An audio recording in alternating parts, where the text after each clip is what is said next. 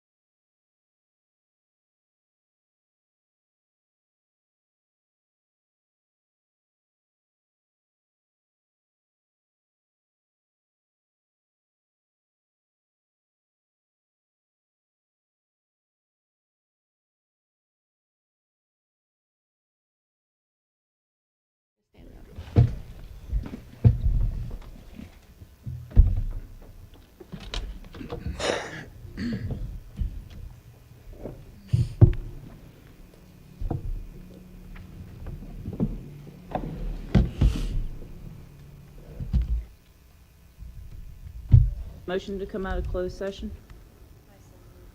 Chairman? I have a motion by Dr. Mealy. Do I have a second? Second by Mr. Nelms. All those in favor signify by saying aye. Aye. Opposed? Motion carries. Ms. Johnson, will you certify the meeting? Whereas the Bedford County School Board has convened a closed meeting on this date pursuant to an affirmative recorded vote and in accordance with the provisions of the Virginia Freedom of Information Act, and where Section 2.2-3712D of the Code of Virginia requires a certification by this school board that such closed meeting was conducted in conformity with Virginia law.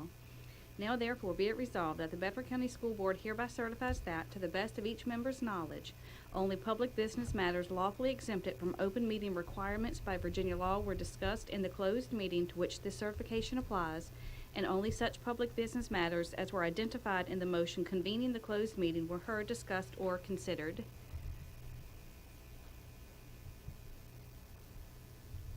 Yes. Yes. Yes. Yes.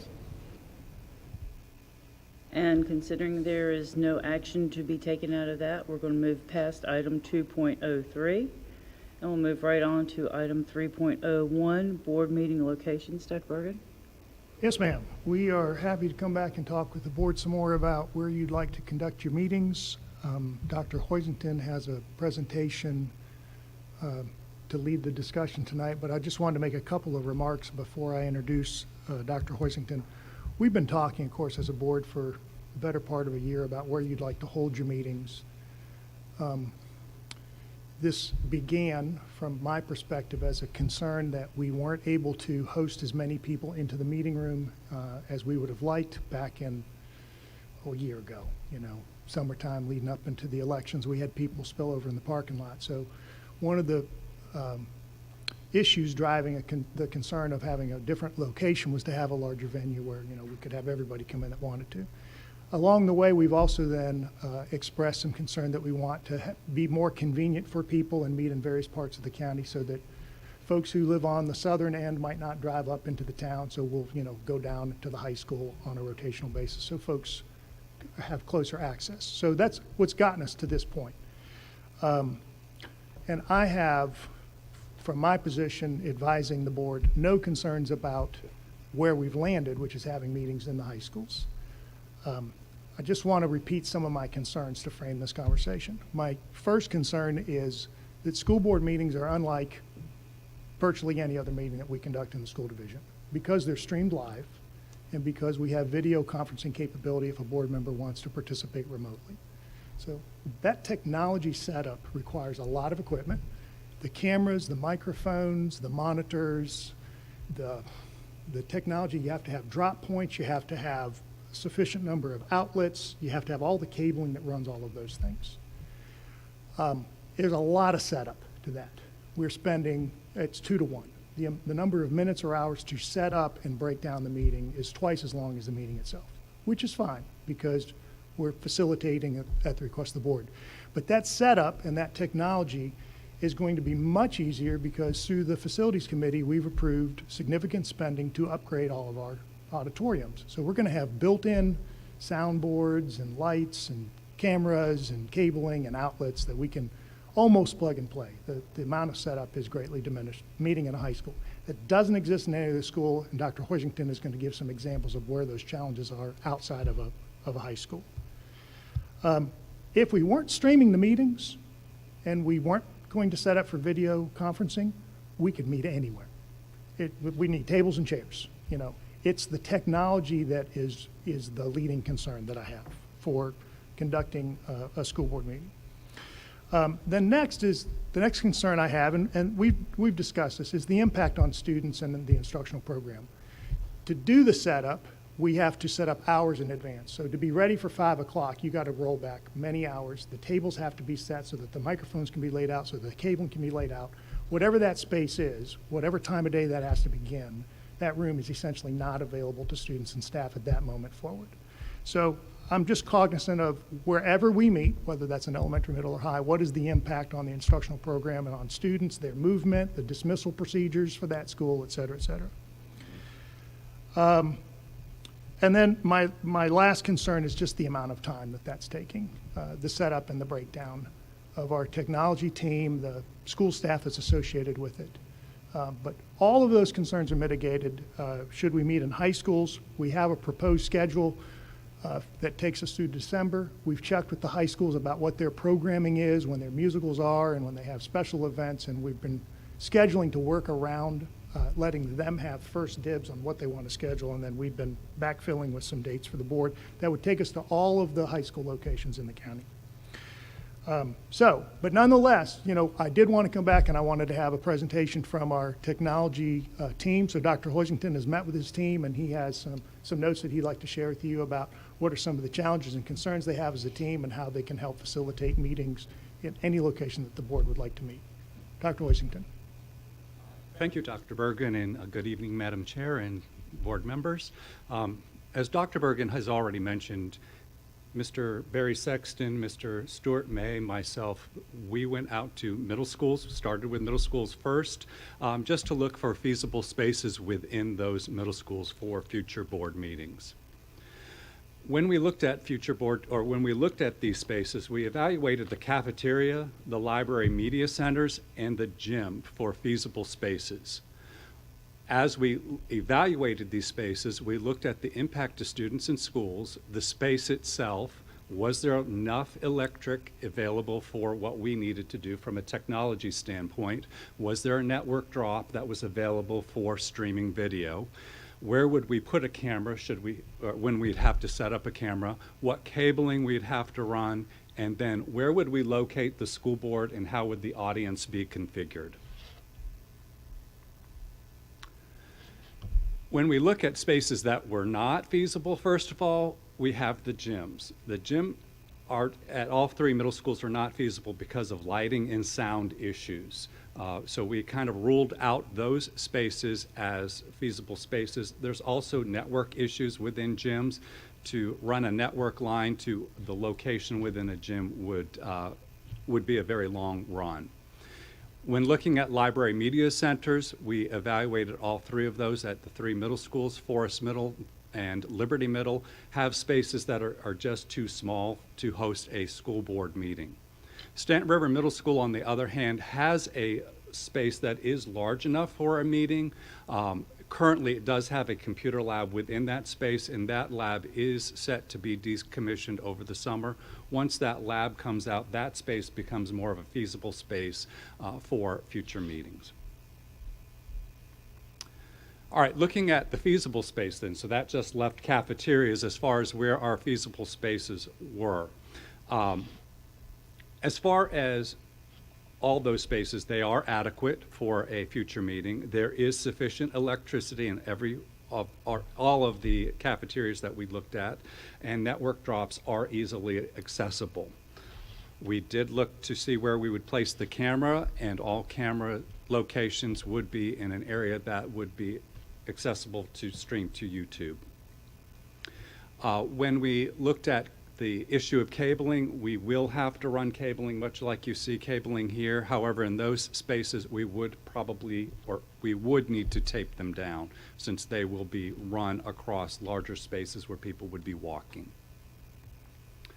As far as the school board is concerned, at Liberty Middle and Forest Middle, we would position the school board on a stage in those cafeterias since they do have stages. In Stanton River, that school board position would be up against where the serving lines are, just because that is easily accessible to the most electric and to the network drop. And the camera in that instance would have to be on the small stage that they have in the back corner so that we could access YouTube and streaming. When we look at the audience setup, we do have to have tables removed. We have to have chairs set up. At Liberty Middle, if the bleachers are to be used, then those have to be deployed and set chairs up in those. And in that instance, the tables have to be removed completely.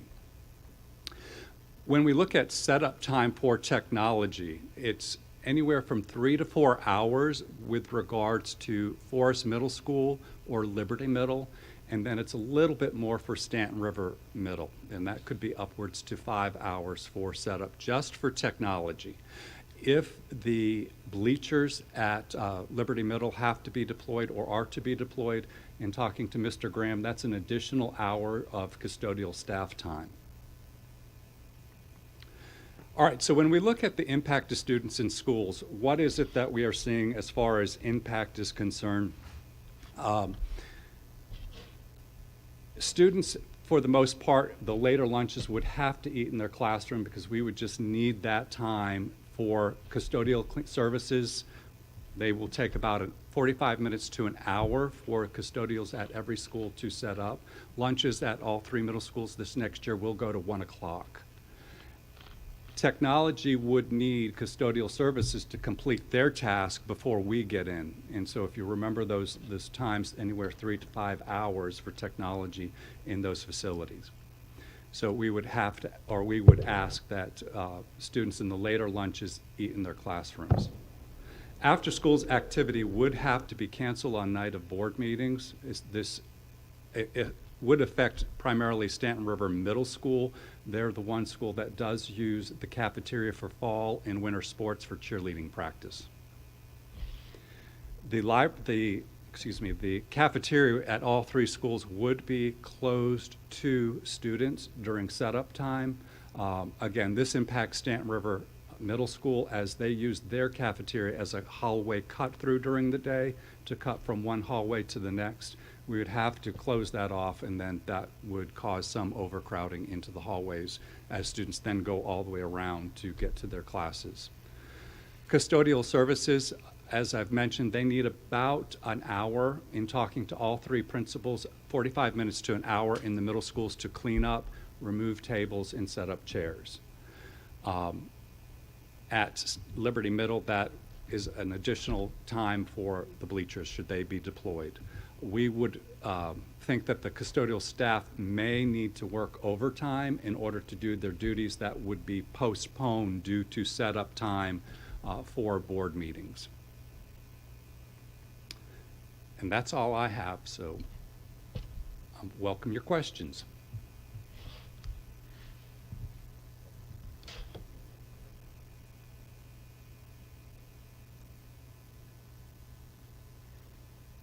So are we fine with the future meeting locations as they're here now? Yeah, it doesn't seem feasible to do it at the middle schools due to the interruptions. And especially It's been considering, presented, so. and when you think about it, true, Forest Middle School is right across the road, Liberty and Stanton River are in the same parking lot basically too, so you're basically in the same location anyway. So are we fine with going ahead with these so they can be advertised? Okay. Moving on to the update on library services, Dr. Woodford. Good evening, members of the board. Over the last few months, we have shared information related to concerns about books that are available in the library for checkout and text being used in classroom instruction. Tonight, I would like to update you on the work being done to keep parents informed about the curriculum resources being used in classrooms and the materials that are available in our libraries. Based on concerns expressed by parents and some board members, the open availability for their children to check out books without their approval has been a concern. Therefore, I want to share some of the solutions we have developed to hopefully address those concerns. Beginning in the fall, the parent email that is submitted during student registration will be uploaded into our library cataloging system, which is Destiny. When students check out books from the library, an email will be generated at the end of the day by Destiny, letting parents know the titles of any books checked out by their child. This will allow parents the opportunity to see what their children are reading from the school library. As always, if there are books that parents do not want their children to check out, they should contact the librarian, and the librarian will make sure that they go on a list and that they're alerted that those books cannot be checked out. For parents that do not wish to receive an email every time their children check out a book, they can complete an opt-out form that will be available and send that in to the librarian, and then the librarian will be able to remove their email from the library system so they don't get those automatic updates. In addition, each school librarian will create a library page on the school webpage, which most of them already have. This page will have a link to provide guest access to Destiny, so parents can see what particular books are specifically in their school library, not just in general. In an effort to help parents find information about book content, we will also provide a list of sites that offer information and blurbs about the books and possible concerning topics that parents may be interested in. I want to emphasize that this will not be a Bedford County Public Schools created or endorsed information site. We are simply going to list sites from a variety of sources, such as ratedbooks.org, the Youth Advisory Rating System, Common Sense Media, just to name a few, in which parents can find information to help them make informed choices about what their children may be reading when they're checking it out from the library. Library media specialists, division level curriculum content supervisors, and classroom teachers are all uniquely suited and qualified for selecting instructional materials, and they too do take great care in selecting suitable resources to use with students. Nonetheless, it is recognized that occasional objections to instructional materials may arise and be challenged by a student, a parent, or a legal guardian. There is currently a list of books that have been used for many years in our classrooms that have been identified by teachers that teach the SOL reading content and that have been deemed of educational value for instruction. Teachers in grades 6 through 12 only use materials that's located on this list. If they wish to use a book that's not on the list, going forward, they will have to submit an approval request form, and the book would have to be reviewed by a committee before it is added to the list of approved text that can be used during reading or English class. In the fall, all secondary reading teachers will list any books they are using for the year on their class syllabus. In addition, a letter will go home to parents advising them of the books that will be used for supplemental instruction, and we will ask parents just to sign this notification to indicate, to be sure that we know that they've seen it. As always, if a parent has a concern about any learning resources, they should contact the teacher directly to discuss an alternative assignment or text. Later in tonight's board meeting, actually the next agenda item, you will see a revised policy and regulation for KLB, which is Public Complaints About Learning Resources. The Intergovernmental Affairs Committee has reviewed these, and Dr. Bergen will go into a much more detailed explanation of the policy changes there and some of our suggested updates as we go through any of the draft policies that we're presenting this evening. I am happy to take any questions that you might have on some of the things that we're doing just to make parents feel more comfortable with our transparency and hopefully help them be more comfortable. Questions? Yeah, I don't have, oh, go ahead, George, I'm sorry. Dr. Whitford, thank you for this presentation. I do have a question regarding the committee. I assume this is going to be a school-based committee. If a teacher has a material, a book, or a resource that she or he wants to use. So I'm curious about the makeup of the committee. I will say that we're still kind of ironing out all of the details about that, but I would envision that we would have not just the teacher who wants to use the book, definitely, but also other teachers of that curriculum from other schools, because it would go on a list that anyone could use. And I would say we will have our supervisor of reading, Dr. Eisenhower, on that committee, possibly a reading specialist. So we would look at definitely the educational value of that book. We would do our own research into what's the content of the book, how can it be used, to be sure. I mean, we know that there are some texts that are just enjoyable to read and some that have definite educational value. So we would put a committee together, but I certainly can take any suggestions for makeup of that committee, but it would definitely be teachers from all three zones, since it would go on a county-wide approved list. Make a comment about that. I thought we had agreed that parents or someone from the community would also be included on that committees. I think That's correct. That's in the policy on challenged learning materials. I'm talking about just approving new text to go on the approved reading list. And if you would like us to ask parents, we're happy to do that too. I would like to recommend that. I don't Okay. know if the board agrees with that, but I would certainly, anywhere we can include parents and the community members, I think that's what we need to be doing.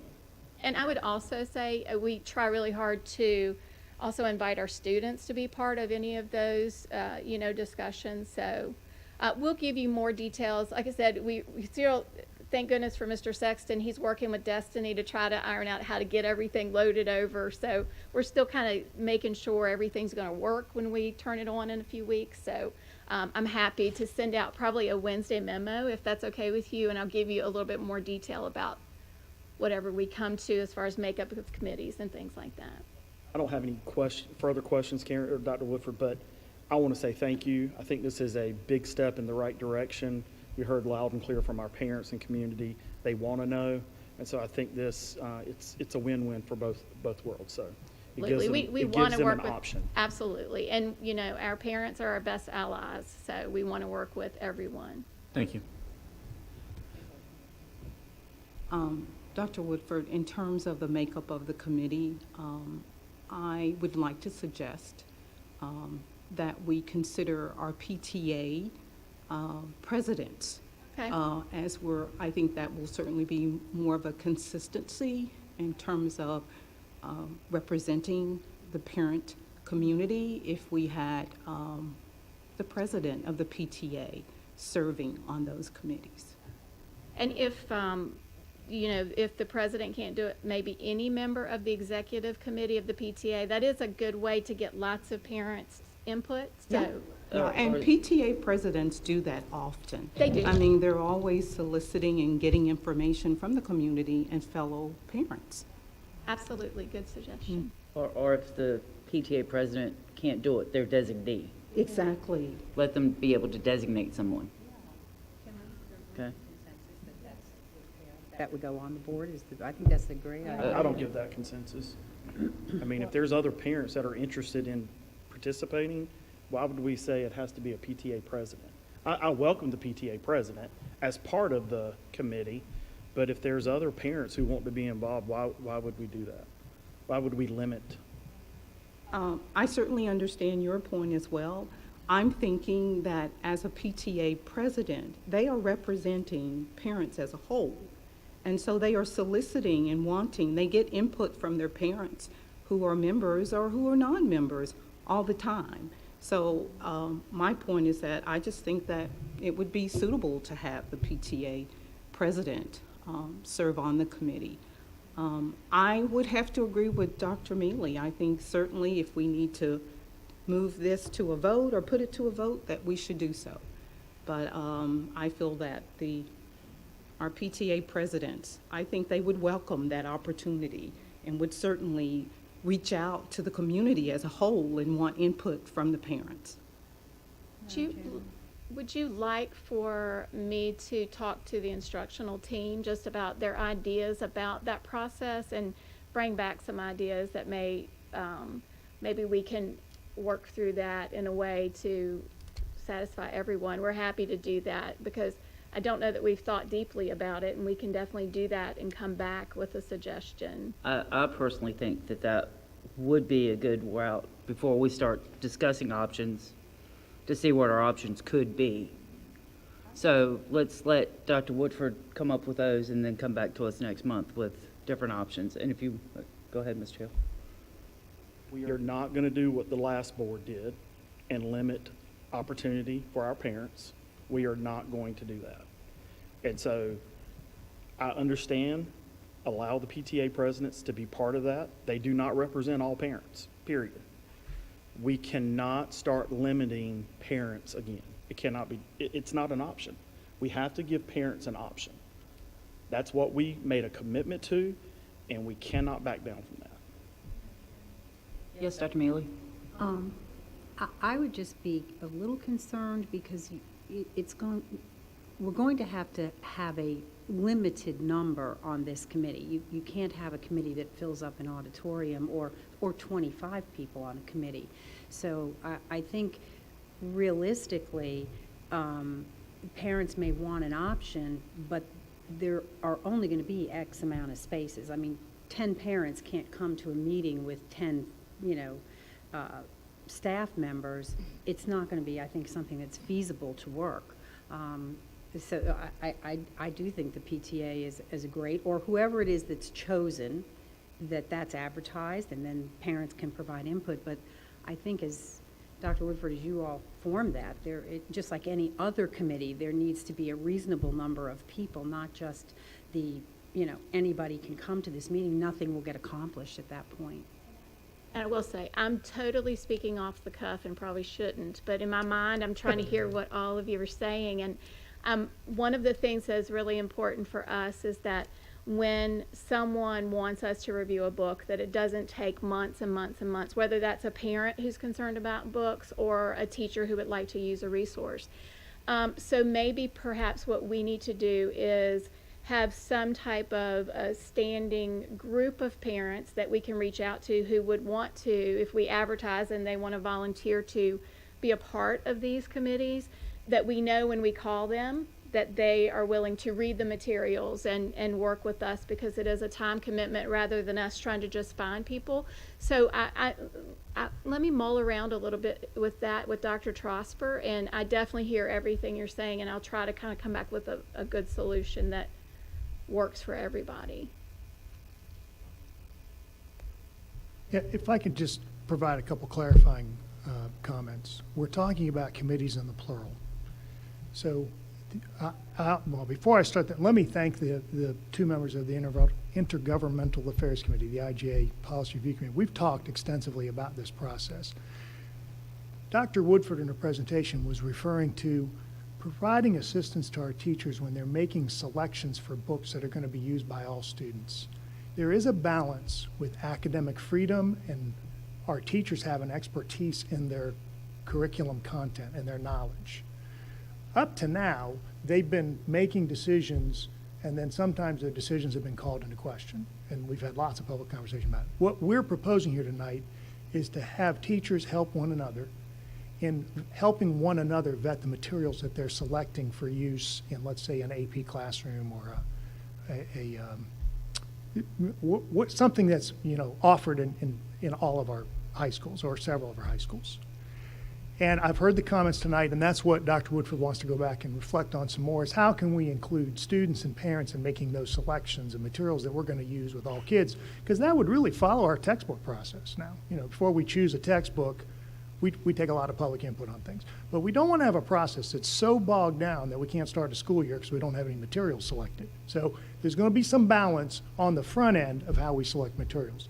The other committee, which we'll get to in more detail, is when something has been selected and been assigned and a member of the community finds it objectionable and by school board policy wants to challenge that. And we do have an extensive rewrite on the policy, and I'll save my comments for when we get to that. But I want to end on the positive of, I really do appreciate the conversation. I've said many times, and I think it's appropriate here that I say again, a child's first and best teacher is their parent. And they should be aware of what their child is reading. I always knew what my kids were reading because I had to drive them to the library, when we went to the public library. And I always got a little slip of paper that said what they had checked out, because I had to know what I had to go look for in their room 2 weeks later so I didn't get a late fee.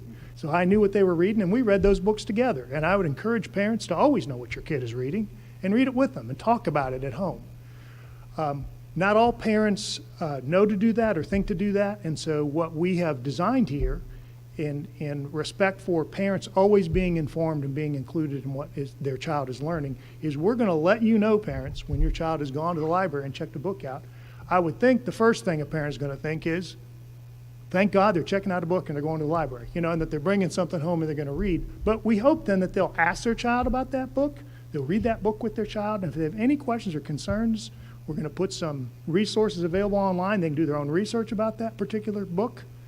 And if after they've analyzed it and they have concerns, they can contact the librarian and say, I would prefer my child not check that book out. Or if it's a material that's been assigned by their classroom teacher, our policy has always been and will continue to be, talk to your child's teacher about your concerns. and have a discussion with your child's teacher about that particular resource. So thank you for all the good thinking that's gone in from our board members and from our staff, and we'll give that some more thought about how we find the balance between academic freedom for our teachers and respecting their expertise and their knowledge, and getting some community input as we choose materials that are going to be required of students. I actually had a question, not on this topic. Your opt-out forms, it has to be done by paper form only. There won't be a link at the bottom, like to unsubscribe from this email, click here? Or does it have to be paper form with parent signature on it? We haven't gotten that far. Part of, I didn't want to get too technical, but part of the issue with Power School and Destiny is if we hook it to Power School, then the librarian, you might opt out and the librarian removes your email, and every night Power School reloads and it reloads that email back in.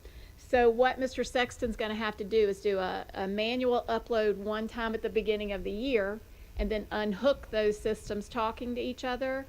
So that's why we're trying to kind of figure out how to make that as smooth as possible. So we'll try our best. We want to move away from paper as much as possible, but we also want to make sure our parents are getting the information one way or the other. So we'll have some options for that. You can just call me and I'll handle it. Okay.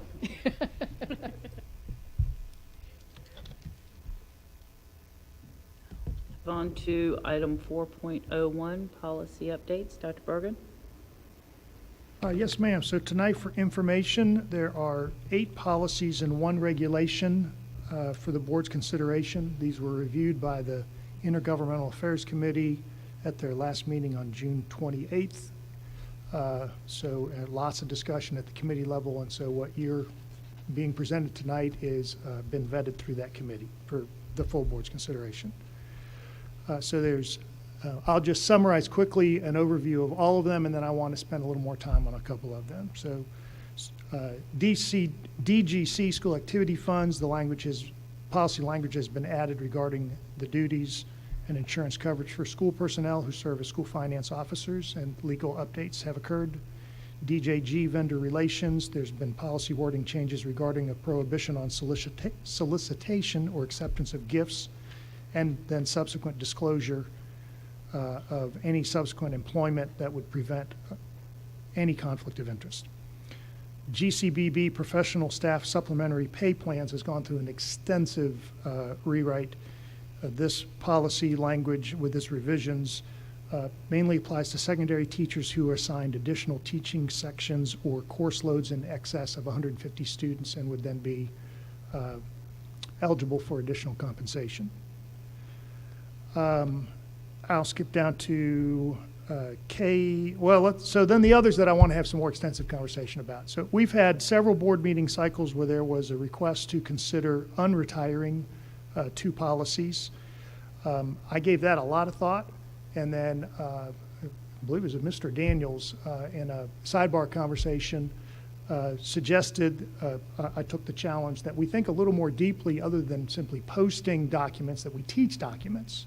So I did some research. I shared my thinking with the committee. The committee and I had extensive conversation. I'm really, really pleased with the collaborative work that we came up with on a rewrite of policy IEA. So whoever is controlling what we're seeing at home, if you'd scroll down to IEA, I just want to spend a little more time than we normally would on information item because of the significance of this policy. So if you look for IEA in our policy manual today, you'll see that it is, we're going to be able to do that or no? Yeah, okay, I'll keep talking while you scroll. IEA is currently coded as Pledge of Allegiance. So through the committee, what we're suggesting is that we retitle this entire policy and call it Promotion of Patriotism.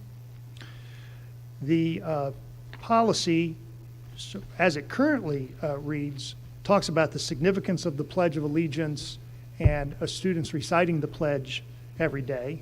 What we've added to the policy then is an entirely new section on flags, as well as civics education and on patriotic holidays. The overarching purpose of this policy with this new language is as follows. The school board believes the appreciation of our country is promoted by the ceremonies and observances held in the schools. It's the belief of the school board that students must be taught good citizenship skills that include respect for our country, our flag, and the sacrifices of our service members and their families. And so we would teach children the significance of patriotism, first by making sure that the United States flag is flown in every classroom, every auditorium, every sports complex, as we see it here to your right, that the flag is in all the places that our students and our visitors gather, and that children learn about the flag and learn about its significance, and that we are not, we're very clear about which flags are appropriate to be flown in our instructional setting. So there's a list of all of the flags that would be appropriate, including the United States flag, the flag of our county, the flag of our state, and others. Then the next section is keeps the Pledge of Allegiance intact, that everyday students would say the Pledge of Allegiance. If they're philosophically opposed to saying the Pledge of Allegiance as communicated through the parents, then we would ask that they stand respectfully, that they not be compelled to recite the pledge, although we certainly would hope everyone would. And if they're physically unable to stand, that we would make accommodations for them based on their disability. Then, to address the concerns that have been raised about having the national motto posted, not having it in our active policies, it's always been required by law, whether it's the policy of the school board or not, that the national motto "In God We Trust" be posted, and that the Bill of Rights also be posted in the building. But what we would add to the school board's policy is, and I'll just read to you for the significance of this paragraph for those who are watching at home. As required by law, the Bill of Rights and the Constitution of the United States, as well as the statement "In God We Trust," the national motto enacted by Congress in 1956, shall be posted in a conspicuous place in each school for all students to read and learn about their importance. In addition, the 17th day of September shall annually be recognized as Constitution and Citizenship Day, to be referred to as Constitution Day, and the third week of September will be observed as Civics Education Week. To ensure that all students reflect upon the importance of active citizenship, recognize the enduring strength of the United States Constitution, and reaffirm commitment to the rights and obligations of citizenship in the United States of America, the superintendent shall ensure that appropriate observations and teachings are conducted in all schools. To that end, throughout each school year and designated grade levels at elementary, middle, and high school, embedded into the division curriculum, age-appropriate assemblies and field trips, such as visits from veterans and veteran groups, programs that promote patriotism, constitutional scholars, and field trips to places such as the National D-Day Memorial and Appomattox Courthouse will be conducted to promote and celebrate our nation's history. And then the final section of this reworded policy is patriotic holidays, that we would pause and we would remember the significance of days such as Memorial Day and Veterans Day. And of course, we just celebrated July 4, and that we pause and understand the significance of that day. So again, I'm really just super pleased that this addresses the concern that was raised that we had some policies that had been retired and that those references weren't an active policy, although they're certainly in law. It captures that thinking and expands upon it, and really leads us in a place that I'm very proud of, that our children will learn about the significance and importance of the country. I can't think of another county more perfectly situated for that than the home of the National D-Day Memorial, that we not have a policy on teaching children patriotism. So that's up for information tonight. We'll ask the board to take action on that in your next meeting. Any questions on that particular policy before I go on to the next policy that has some significance? So we alluded to this in the last presentation from Dr. Woodford. With the IGA, Intergovernmental Affairs Committee, we looked long and hard for several months now at KLB public complaints about learning resources. Some of the concerns that I heard in the discussion from the board were too many steps when I have a concern. So, you know, a particular librarian has selected a book that goes on the shelf in my child's school library, and I have a concern about that, so there's going to be a school-level committee where the librarian is basically going to defend his or her choice, and if I'm not happy with that committee, then I go on to another committee, and I go on to another committee, and it drags on. So we've done a couple things. First thing, as we mentioned in the last presentation, is we want to support our librarian media specialists and our AP teachers. We want to bring them together, and we want them as a group to be able to talk about resources that they're thinking about purchasing and putting in circulation. They already do, but we want to provide even more support for them. Inevitably, though, there may be a parent come along that has a concern about a particular book and doesn't think that it's appropriate for library circulation. The first thing we'd ask them to do in this rewrite of this policy is ensure that they've talked to the librarian about their concern. Have a conversation with the librarian who chose that particular resource about why they chose it, and have them have the opportunity with the person who has a concern to verbally engage about the concern, and for the librarian media specialist to defend their choice. If the individual continues to have a concern after that conversation, just like we would when a parent has a concern about anything else in a school, the next person they should talk to is the principal of the school who supervises that librarian. Have that verbal conversation with the principal, and let the principal talk with the media specialist and determine if the principal is supportive of that decision. If that individual is still carrying that concern, then we would start a written formal process where they would write out a concern that would be elevated to our Director of Curriculum and Instruction, who supervises all of our library media specialists.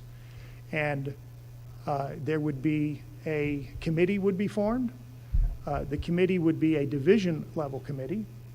It would include parents from all 3 high school zones. It would include at least one library media specialist, but not the library media specialist where the book was housed, so they're not having to defend their own decision, but a different library media specialist.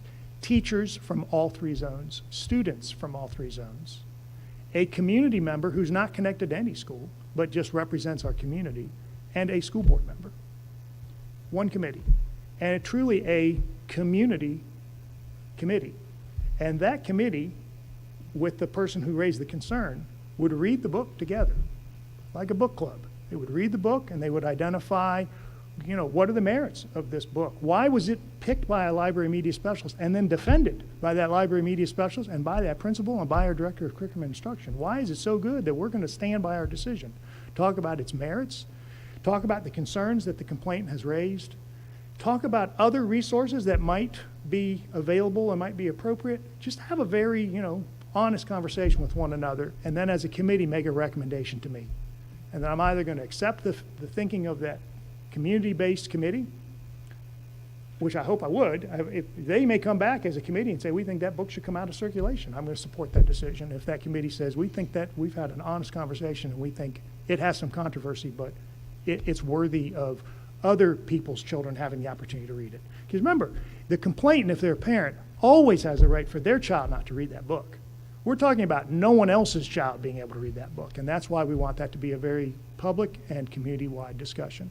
If the committee says they think that book should stay, and I affirm the thinking of that committee, and the complainant is still resolved that that particular resource does not belong in our libraries, then I'm turning it over to the board, and the buck stops with you. So then the board will make a decision to uphold my recommendation or to reject my thinking and to direct me to have that book removed from the library. So that's the process as we've rewritten it. I'm not reading it to you from the policy itself, but anyone who's viewing the meeting or in attendance tonight, anytime we bring policies to the board, they're publicly displayed, linked into the agenda. You can read it word for word and have an understanding for yourself what this policy says. We have a month to think about it. We're not asking for any action tonight on this. We'll come back a month from now and ask for action from the board. So any questions about that particular policy, which is, again, I want to thank the IGA committee for their challenging our work and our thinking. We've had several months now at the committee level discussing this. Staff has worked very hard. Dr. Woodford and Dr. Trosper and others have spent countless hours researching how other school divisions are handling this. I'm really personally very proud of the work that has come out of this, the collaborative work, and I feel really good about this recommendation. So I wanted to personally thank them as well for working on that. I certainly think and want to thank everyone who's worked on it. Certainly, you guys have given a lot of thought and it's very thorough. I'm wondering if in your research, if there are other school divisions that's using a similar model. I've been sharing my thinking with my colleagues. I'm connected with many superintendents, and they're asking for our work. This is a nut a lot of people are trying to crack. So No, I'm not familiar with another school division that uses this process as I've described it. This has been work, thinking that has evolved from myself, Dr. Woodford, Dr. Trosper. We've been dialoguing about this for months. And we've been talking with our colleagues. I'm sure that they've been talking with folks they know around the Commonwealth. I certainly have.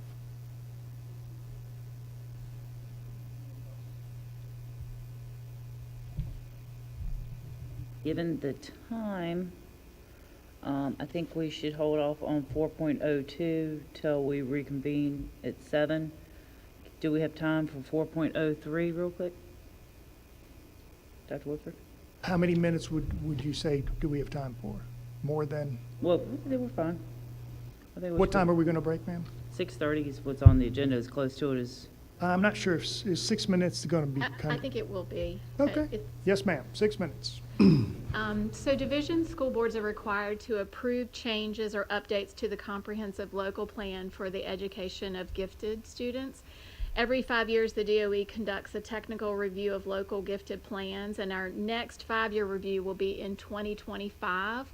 However, we have updated our plan, and the updated plan is attached for your review this month for action in August. In addition, Mrs. Bowyer has given a list of specific changes made to the plan this year. Most of these changes were recommended from the Virginia Department of Education gifted supervisor. And we've done some updates to our mission and vision statements, updates to policies, really just very simple updates just to keep the document current. So we're just asking you to approve those changes next month in August. Fairly simple. And we're happy to answer any questions if you have them. Mrs. Bowyer is here. questions for Dr. Woodford? For your list of changes, it'll be easy to review. Thank you for that. Did all of that for us. Hagler, do we have time for the 4.04, the title grants? It should not take long.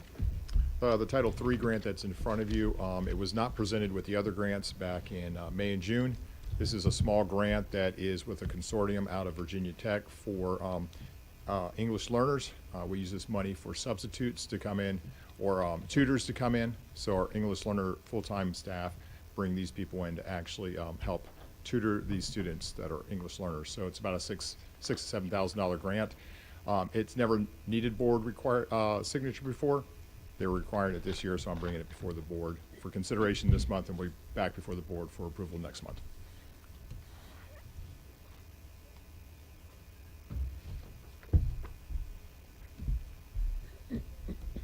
Break for dinner and then reconvene at 7 o'clock. All right, I'm gonna go see Jimmy.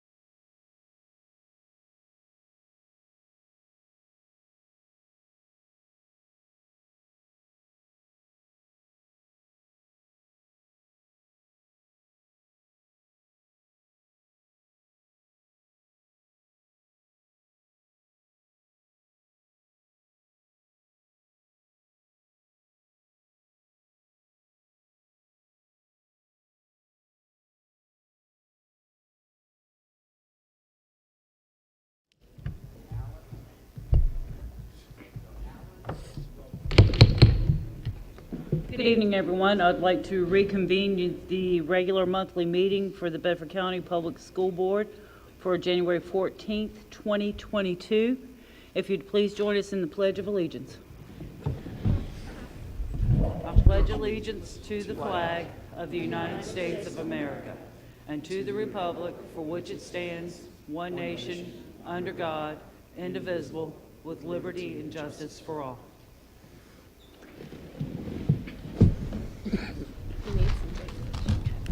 And if you would please join me, I'd like to take a moment to honor the memory of two individuals. The Golden Eagle community was hit hard with the passing of Mr. Glenn Ayers. Mr. Ayers devoted many years of his life as a teacher at Stanton River and also as the voice of the Golden Eagles, announcing many, many ball games. And anyone who had Shirley Keister as a teacher, I'm sure you remember her well. Ms. Keister spent 45 years of her life educating students, 35 years of which were spent in Bedford County schools. Please join me for a moment, please.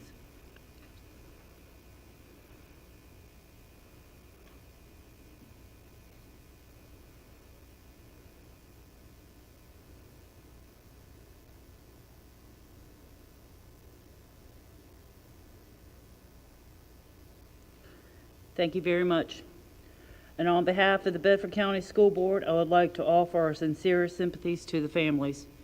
And also, I'm going to step out a little bit, and I hope no one minds, but I also would like to offer our sympathies to the family of Sheriff Carl Wells. I learned of his passing today as well. Let's move on to 6.03, recognition of students and staff. Mr. Edwards.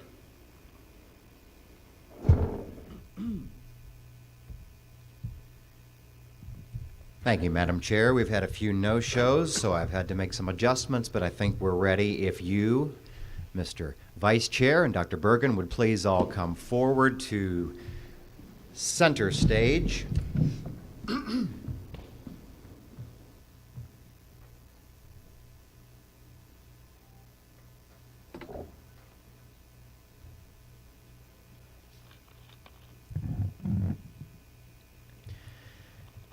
To say it's been an amazing run the past 2 seasons for the Jefferson Forest High School boys soccer program is still an understatement.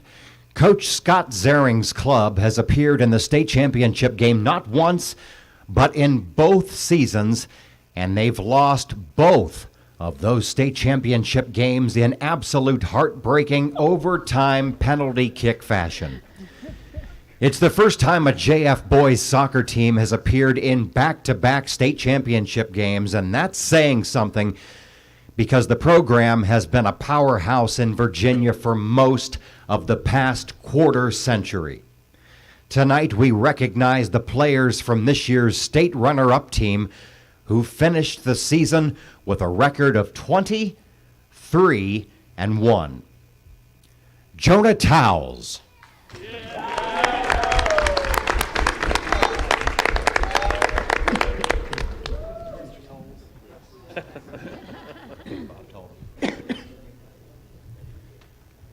Joshua Webb.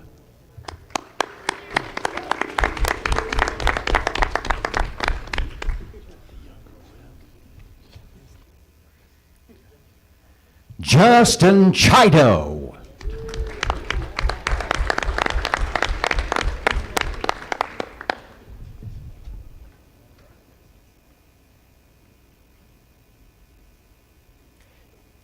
Ethan Green.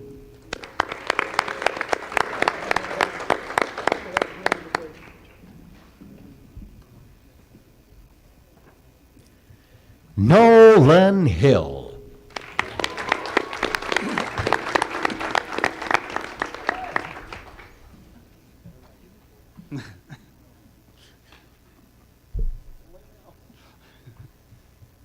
Max Reed.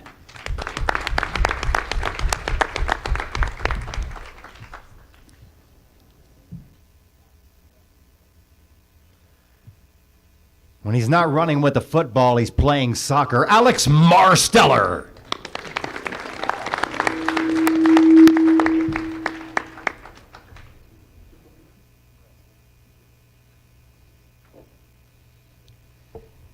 Aiden Arthur.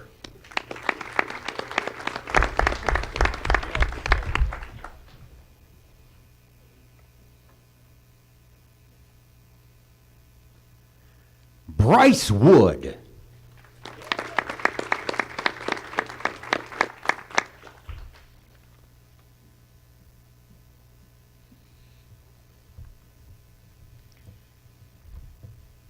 Christian Kavanaugh.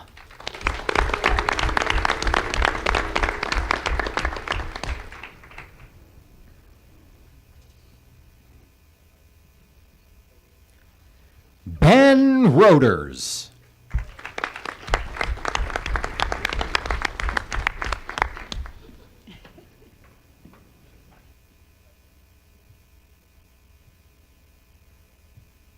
Brandon Geralds.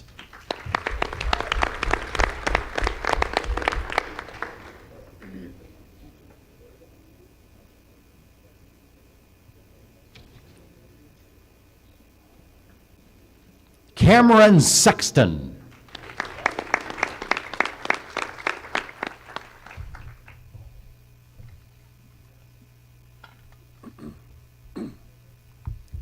Colin Mason.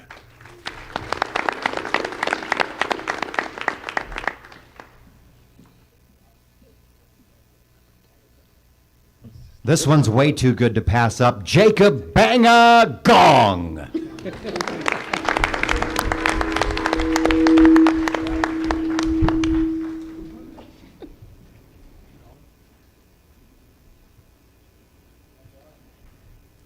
And Tyler Hinton.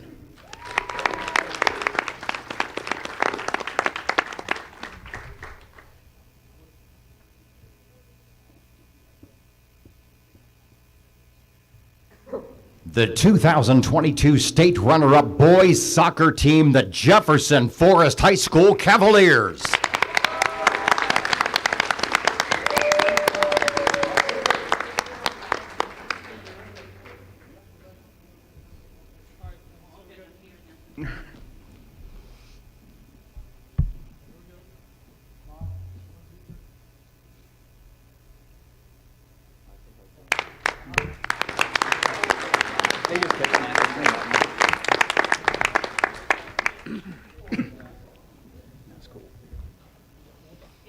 Good job, guys. Congratulations.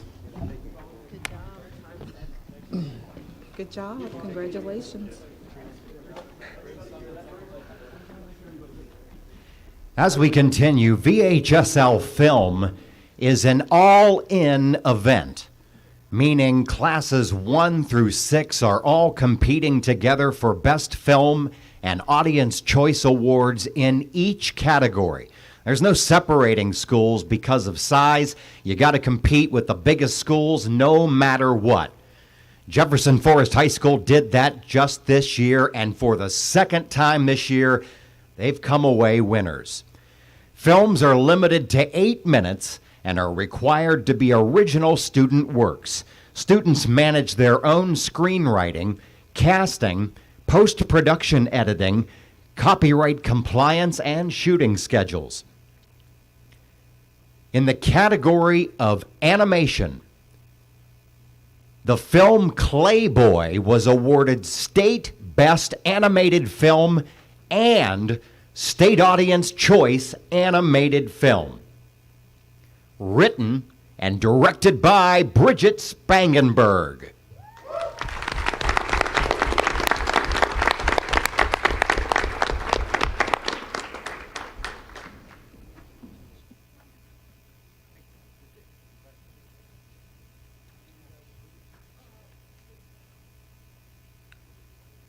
Team member Jake George.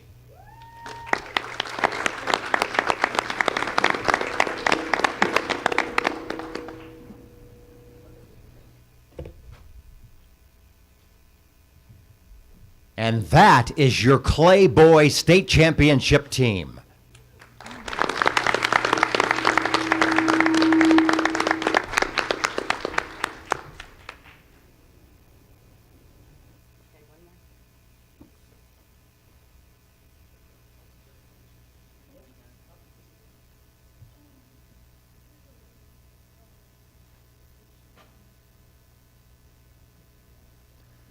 Also, the first JF film to ever win both awards, which is equally impressive. And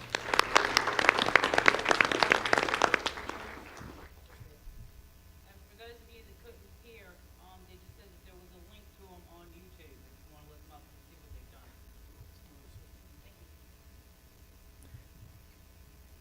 In the category of experimental, the film Sightseeing was awarded State Audience Choice Experimental Film, written and directed by Sam Leneve.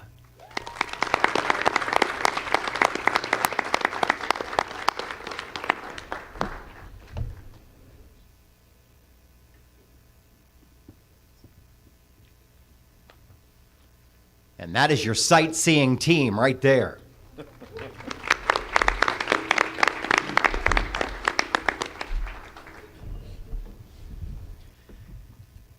JF is the first VHSL school to win state championships in theater and film in the same year.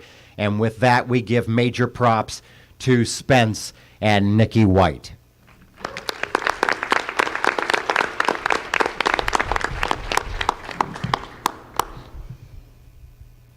Congratulations to everyone who was recognized tonight, and thank you, Mr. Edwards. I appreciate that. Madam Chair, we should have had Spence and Nikki come up front, but if you will stand and let us give you a round of applause.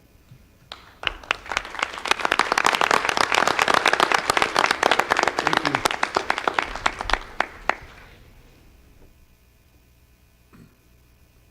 Moving on to the public comment portion of tonight's meeting.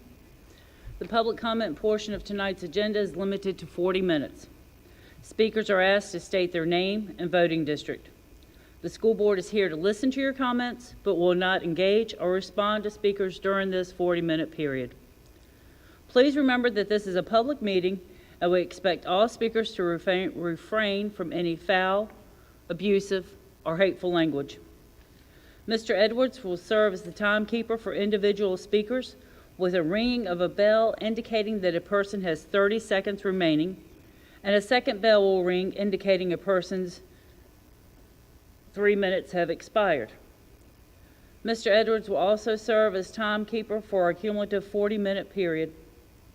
When Mr. Edwards' 3-minute timer bell rings, please discontinue speaking and allow the next person in line to come to the podium.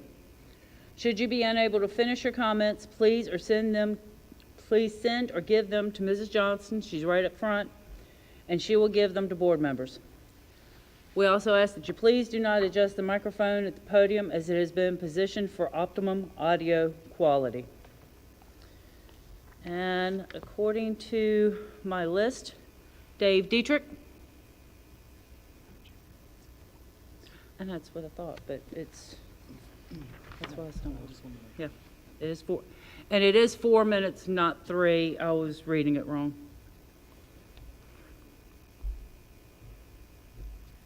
I'm Dave Dietrich from the 4th District.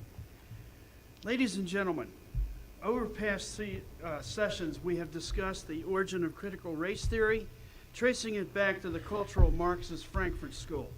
We have addressed what it means to be educated, comparing what it used to mean to what it seems to mean today. We have also shown how formal education has changed significantly, if not fundamentally. We will now address the evolving political climate which greatly influences education, particularly in the areas of administration, curricula, and pedagogy. Understanding how politics has changed is absolutely essential to understanding how and why our schools have changed. When the founders created the United States of America, they were moved by the great thinkers throughout history who left a legacy of shared wisdom. The founders also accepted the concept of natural rights. These rights came from God, divinely granted to all people in all places and in all times. We see that concept in the preamble to the Declaration of Independence. All people are created equal, endowed by their Creator with certain unalienable rights. Among these, life, liberty, and the pursuit of happiness. Happiness was understood as based on moral virtue and intellectual flourishing.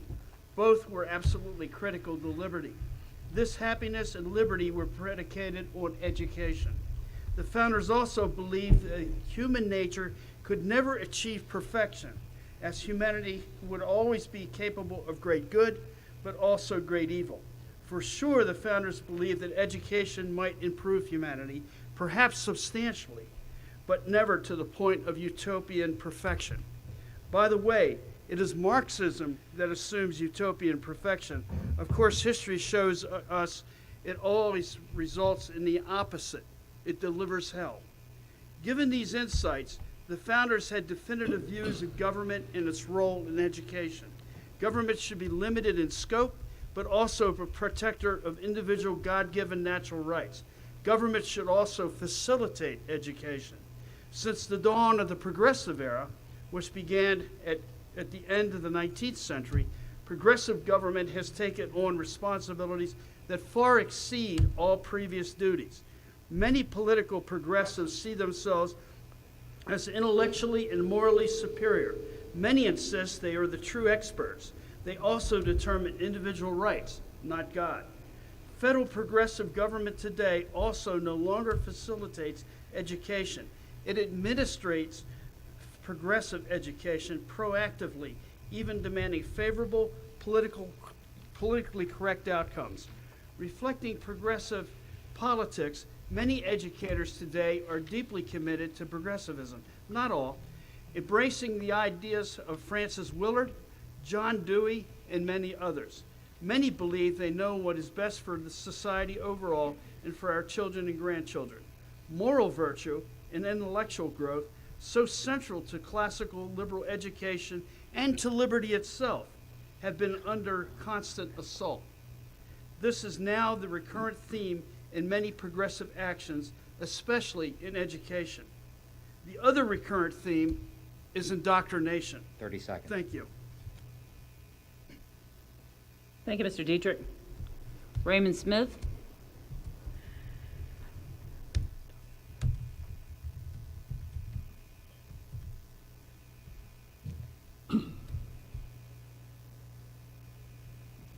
Good evening. I'm Raymond Smith. I live in New Kent Drive in Good in District 7. Thank you for letting me speak here tonight. I want to talk about something that was 50% good and then 50% bad from my perspective. And that was at the previous meeting, we passed the parental rights resolution, which is something that to me was a no-brainer because over the past year we've heard constantly about how parents want to be more involved and they deserve to be more involved in education and in the classroom. The 50% that I don't see as good is that the resolution in support of teachers and staff did not pass. Now, the reason behind me saying that is because just at equal measure as we've heard that parents wish to have more voice and more input, teachers have expressed that they feel a lack of support throughout. That's been shown by surveys taken of teachers, by comments made by teachers and staff at all levels, elementary, middle, and high, and to the point of central office staff as well. And so to me, it seems that a resolution which would put forward on the record that the board supports these individuals at all levels would be in the best interest of the board and as the division as a whole. A resolution offers a chance for the board to state their support for both parents and teachers with the passage of both. I coach student congress, and so part of my job is I look at resolutions, I teach people how to interpret them, what to argue, what not to argue.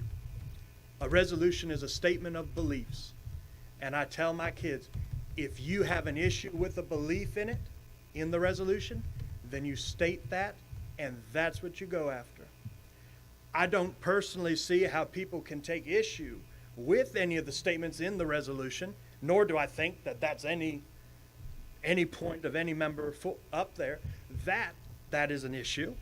So then I move on to things I've heard from certain board members, and one of them is that they find that the resolution lacks teeth to do anything.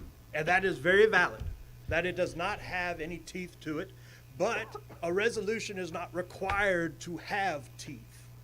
A resolution is a statement of the beliefs, and the belief in the support of teachers, faculty, and staff should be a cornerstone of any school division, right along with support for parents and for the community. Other things that have been spoken is it doesn't go far enough. That we need to do more to support teachers, more to support staff at all levels. And I don't think you're going to find anyone who disagrees with that.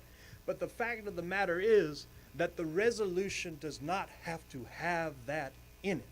The resolution is a statement of beliefs, and therefore you act upon those beliefs. Then, the most common one that I've heard is, it doesn't fix a problem. I say it does, because you have the data to support that teacher morale and staff morale is at an all-time low, not seen since the recession in 2008 and 9. That's of concern. If your teachers do not feel that they are supported from the top all the way down, that is a detriment to the job that they do. They cannot do their job unless they feel that what they are doing is being supported. Even if you say, we don't support this specific thing that you're doing, please change that. That's fine. But stand behind the fact that for the majority, Bedford County Public Schools teachers do an exceptional job and deserve the support of those who hire them. Actions speak louder than words. That's the common phrase that I hear with resolutions all the time. And that is very true, except in your situation, your words have power and your words initiate action. I urge you to pass the resolution, and then, just as you are doing in guiding parents, guide teachers too. Thank you. Thank you, Mr. Smith. Cindy Gillespie.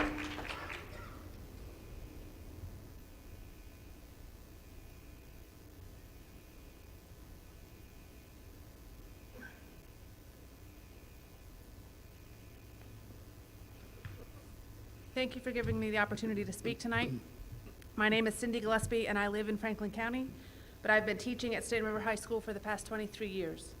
I'm also a parent of Bedford County students. My daughter graduated in May from State and River High School. And, my son is a rising ninth grader at State and River High School. This past May, I turned down a job in a neighboring county because my husband and I determined we wanted our son to continue his education at State and River. And I couldn't bring myself to leave the State and River family.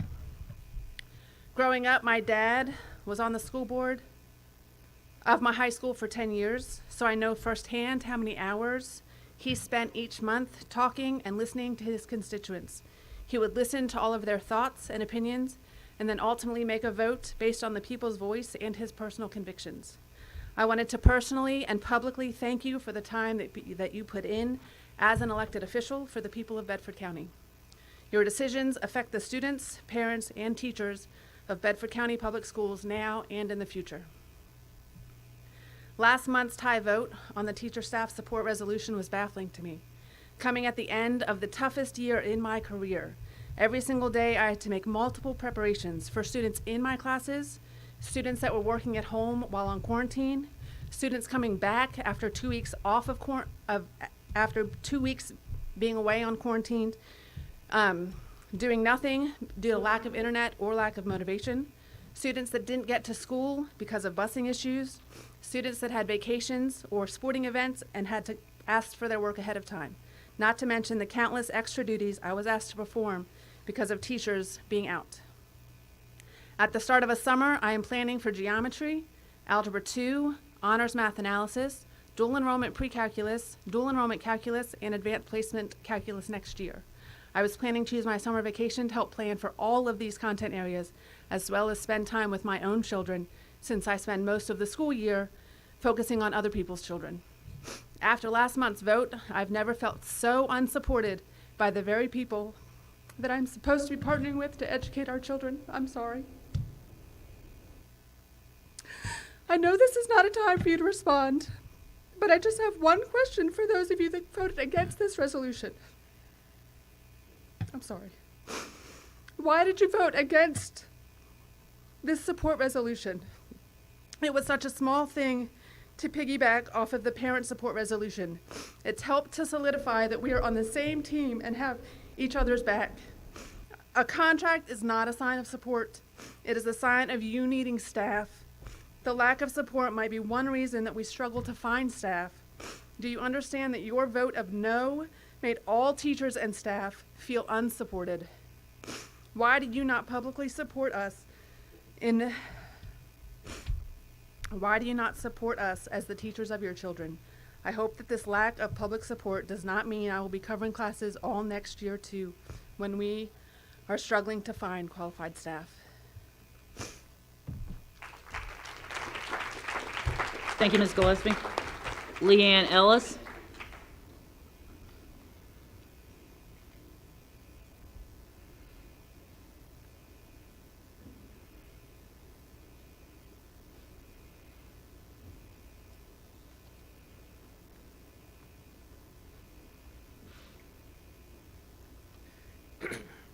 Hello, my name is Leanne Ellis. I live in District 2, and my sons attend Moneta and Stanton River High School. I'm the former librarian at Stanton River High School, where I also taught journalism 1 through 4, coached forensics, was a member of the Athletic Hall of Fame Committee, the Superintendent Advisory Council, and our school's leadership team, among other duties. I'd like to discuss the mass exodus of teachers and staff from Bedford County and the reasons why many of us are leaving. First, let me say it's not always about pay. Pay certainly helps, but it's not always about that. Bedford County Schools has built a culture that pinpoints employees who get the job done and then adds more jobs to their list until they break. It starts early on in their career because these are the teachers who want to please, who want to help their students and their school. And if coaching this or advising that or heading up some committee will help, then they'll gladly do it. But then 20 years later, they find themselves too drained to enjoy time with their families. There's no time for self-care because the only place to pull that time from is family time, and that's in short supply already. If you do somehow choose to practice self-care, then you definitely shouldn't spend it watching a school board meeting. Certain members of this board have worked to ensure that teachers and staff know their place. It's dead last. First come the voters, then the loudest parents, followed by the students, and finally the faculty and staff. This was proven at the June meeting when half of you decided there was no need to approve a resolution in support of teachers and staff, yet patted yourselves on the back for voting in the resolution on parents' rights due to the possibility of grooming and indoctrination. Do you realize the distorted picture your words and votes paint for your employees? These meetings have become so anti-teacher that a lot of us can't even watch from home because it affects our mental and even physical health. You speak of facts over emotions, but we're not Chromebooks. We're people. You can't ask us to combine 2 and 3 high school classes together in one room, or make us teach both in person and remotely at the same time, or have us take on extra coaching, extra duties, and then act as though we're the bad guys whose students need shielding from. Please consider the damage your words and votes in these meetings have on your very human employees. Consider the olive branch you'd be extending if you approve the resolution in support of teachers and staff. Finally, I'd like to add this.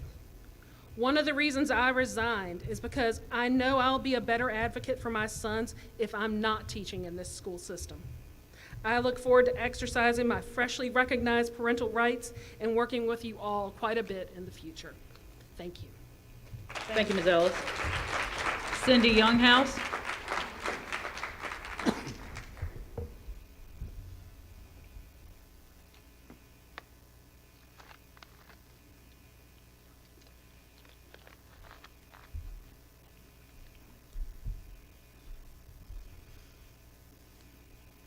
Good evening, I'm Cindy Younghouse, District 4. Thank you, Madam Chair and Board, for this opportunity to address you. At the regularly scheduled meeting on June 9th, my representative, Mr. Hill, denied ever demanding a book ban. He stated at time marker 4:47:52, quote, "I would encourage people to have facts over emotions. Books were never asked to be banned," end quote. The American Library Association defines book banning as removal of materials based on the objection of a person or group. And of course, we're all permitted to have our emotional responses to facts. And facts are as follows. During the November 11th school board meeting, time marker 4:56:00, Mr. Hill stated, quote, "Remove all these books immediately. and have it reviewed by staff with a recommendation or reason why they would want to put it back on the shelf, to come back through us, the school board, end quote. Further demands for immediate removals of the books were made at time markers 45650, 45726, 50135, 50604, 50613, 50630, 50714. And the ninth and final time was at 50725, quote, I've asked for a consensus vote. I want a public record that I've asked for these books to be removed immediately. A call for removing books is a call for banning books. Banning books is a form of censorship and threat to First Amendment rights. Banning books, limiting and restricting ideas, endanger critical thinking, and perpetuate fear of the other, all contributing to the problem of intolerance, a problem we already see at times in Bedford County. For example, Mr. Hill declared at the July 29th, 2021 meeting, time marker 14413, quote, let me make it clear, in today's world I have children and they are not intermingling with transgender students in the restrooms. Then Mr. Hill's statement was sadly met with applause. Let me be clear, there is no evidence linking gender-affirming bathroom policies and increased safety risks. Perhaps this culture of intolerance and hate, stoked by elected representatives that evening, is related to the homophobic slurs experienced by former JF students who bravely shared their stories last meeting. I also wonder if a whitewashed teaching of history, effectively banning truth, could further impact intolerance and incidents of racial slurs in our secondary schools. But I digress. As I stated last meeting, banning books does not represent my family's values. What would indeed represent my family's values is passing the resolution in support of teachers and staff. BCPS teachers and staff have been put through the proverbial ringer the last few years, affirming your respect for their professional autonomy, skills, and hard work is not stated in contracts. Please again read aloud the resolution. Please recognize the wonders worked for our students and community by passing the resolution tonight. Also, please add the 25% consideration proposed by the BCEA president to the next agenda in order to initiate adoption into policy and to ease the unjust burden of uncompensated time. Finally, please obtain funding for improvements to Staten River and Liberty High School's auditoriums. It doesn't seem ethical to keep families dangling with the prospect of closures as reason to withhold needed funds for needed improvements. Thank you for your time. Thank you, Ms. Younghouse. Shannon Thomas.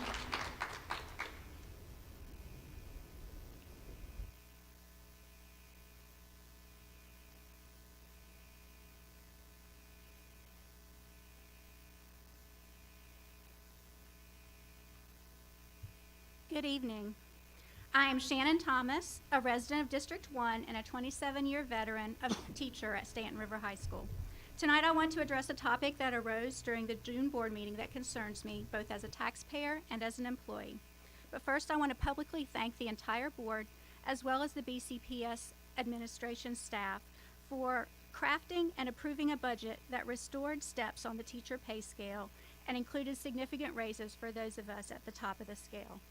I'm beyond grateful for your recognition that bringing staff compensation more in line with that of surrounding school divisions was prioritized and approved. These pay increases are a huge step in the right direction, but if BCPS is to retain excellent educators, you must continue to make fair, competitive compensation a priority. I also want to specifically thank Dr. Mealy, Mrs. Hairston, and Mrs. Kirby for your votes last month in favor of the resolution in support of teachers and staff. I'm also thankful that this resolution will be voted on again tonight to give the rest of the board an opportunity to fix the situation that you perhaps unknowingly created in refusing to approve it. If your no votes were due to the belief that all of the information that's in the resolution is also in teacher contracts, let me correct that misunderstanding. It is not. Employee contracts are exactly that, legal, binding contracts. They are written in formal language and factual, and they spell out exactly what employees are expected to do in return for the paychecks that we earn. My recently issued contract for the upcoming school year does not contain affirming and supportive language that's reflected in the teacher support resolution. And it does not state that our board members support us. I'm a proud parent, and as a parent who is also an educator, I know as much as anyone about how important the role of a parent is in the education of children. But when you approved a parental resolution and then refused to pass a similar resolution for teachers and staff, you sent a powerful message to your employees, whether you intended to or not. Your staff members need to hear and know that we have your full, unequivocal support of every board member.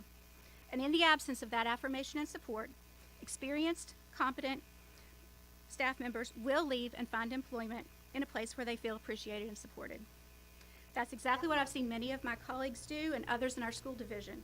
And that will, and I'm not talking here about the normal attrition that occurs at the end of a school year, where we lose staff members to retirement or to relocation or to parenthood.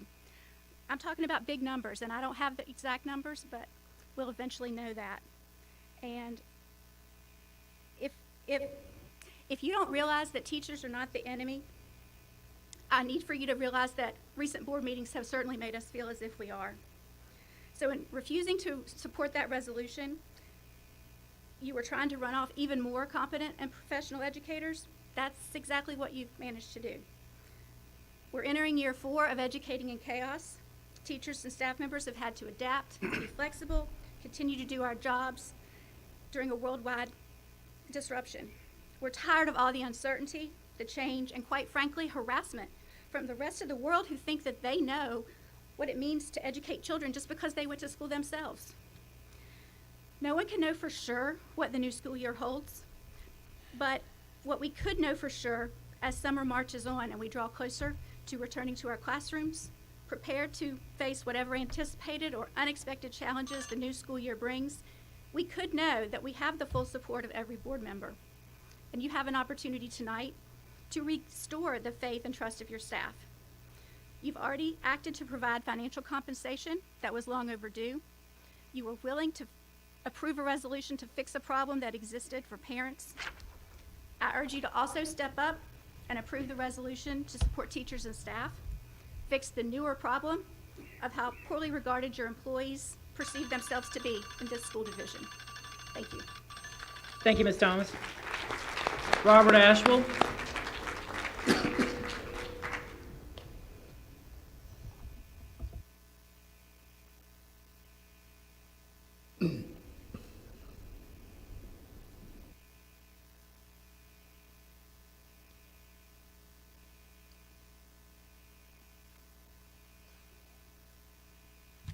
I'm Robert Ashwell, and I have lived in Huddleston for a long time. I used to be in District 3, but with redistricting, I believe it's District 4 now. At any rate, it's my intention to go through the spiel about the employee rights resolution, but that I think y'all have heard a lot about that already. Well, let's talk about why you've heard a lot about it already. The 3 folks that voted against it, Mr. Hill, Mr. Nelms, and Mr. Davis, I think made a mistake. Now, I would like to think that both Mr. Davis and Mr. Nelms were operating off of information that they got from Mr. Hill, who said that, and this is a direct quote, I believe, all that is in the resolution is in the teacher contract. Well, I've got 2 of the teacher contracts right here. I was in public education for 48 years. I saw a bunch of teacher contracts. And I have yet to see one that says anything about according high public esteem or affirms a commitment to teachers and staff. That's not what the contracts say. They do say things like how an employee can be dismissed, how an employee can be furloughed, or how an employee can lose his or her license. I'm not criticizing the contracts. As Ms. Thomas pointed out, there's a need to have a contract in a certain legal fashion. But if I remember correctly, one of the things that Mr. Hill said in that meeting was that he dealt in fact, not emotion. Well, what I'm suggesting to you is fact. It's in the contract, not the fiction that Mr. Hill used in part to defend what I believe is a very bad decision. The irony of Mr. Hill's argument is that the very people he professes to support, the employees, know what the contracts say. Hill's statements damage the school board's credibility to the very employees we're trying to keep. These folks recognize Hill's arguments as cheap fiction. The school board's timing in failing to support the employee rights resolution could not have been worse when the school system was scrambling to fill an increasing number of vacancies. The publicity of the negative vote cost the school system additional teachers who decided to leave and capable applicants. In addition, Mr. Hill stated that he voted for the parents' right resolution because the school system was losing parents and something needed to be done to get them back. Well, I congratulate him for realizing that. And I also congratulate the board for a unanimous vote to support that. But what is increasingly unreasonable is Mr. Hill's refusal to acknowledge, let alone deal with the fact that Bedford County is hemorrhaging teachers and staff. If Mr. Hill were one half as interested in supporting the people who that would be the employees, who determine the success of our educational system as he is in pandering to the mama bears and the papa bears, many of whom don't even have their children enrolled in public schools, all of our children would be afforded a much better education. Board members Nelms and Daniel campaigned on a promise to support teachers, yet they both voted against the employee rights resolution. Tonight, they have an opportunity to correct that error. Additionally, I encourage Mr. Holbrook to support the resolution. Thank you for your time. Thank you, Mr. Ashwell. Valerie Staton.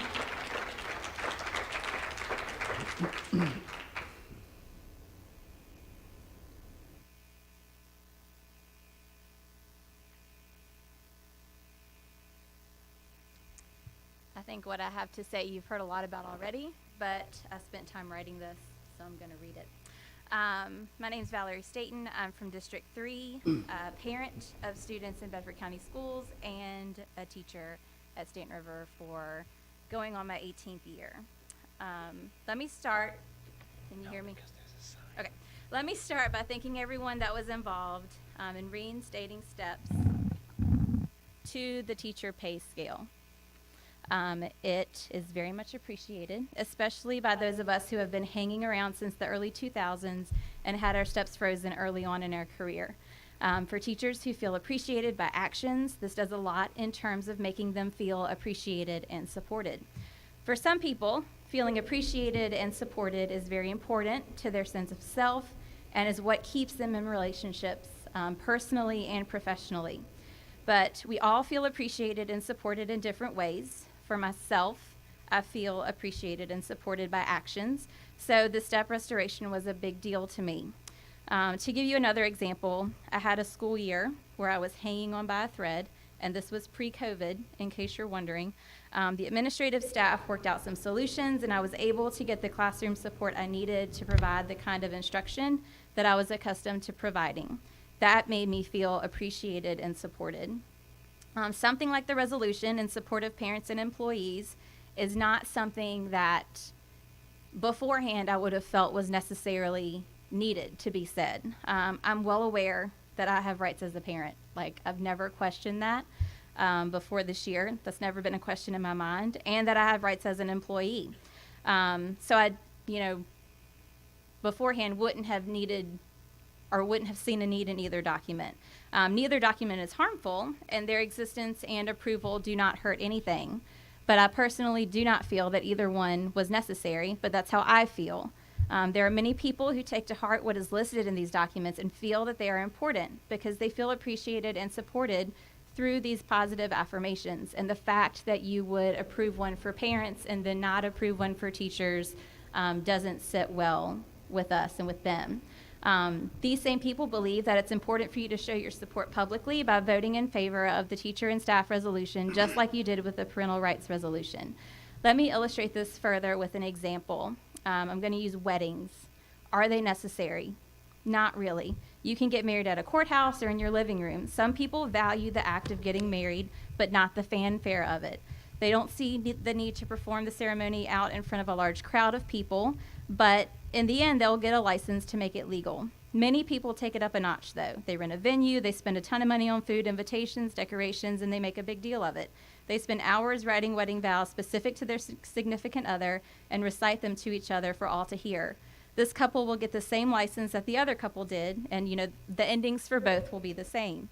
But for the second couple, it's important for them to make their declaration of love for one another publicly. Is either couple wrong? No. They just see the value in different modes of expressing their love. The same is true for many of our staff members in Bedford County.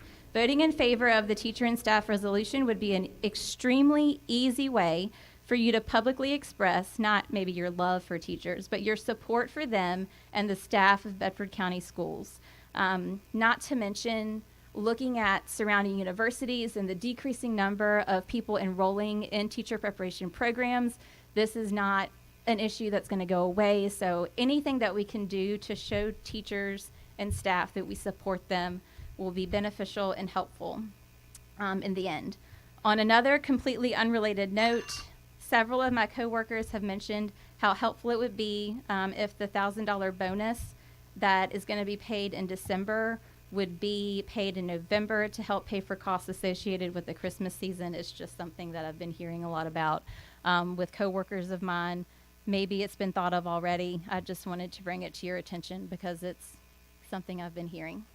Thank you. Thank you, Ms. Dayton. Jeannie Craig.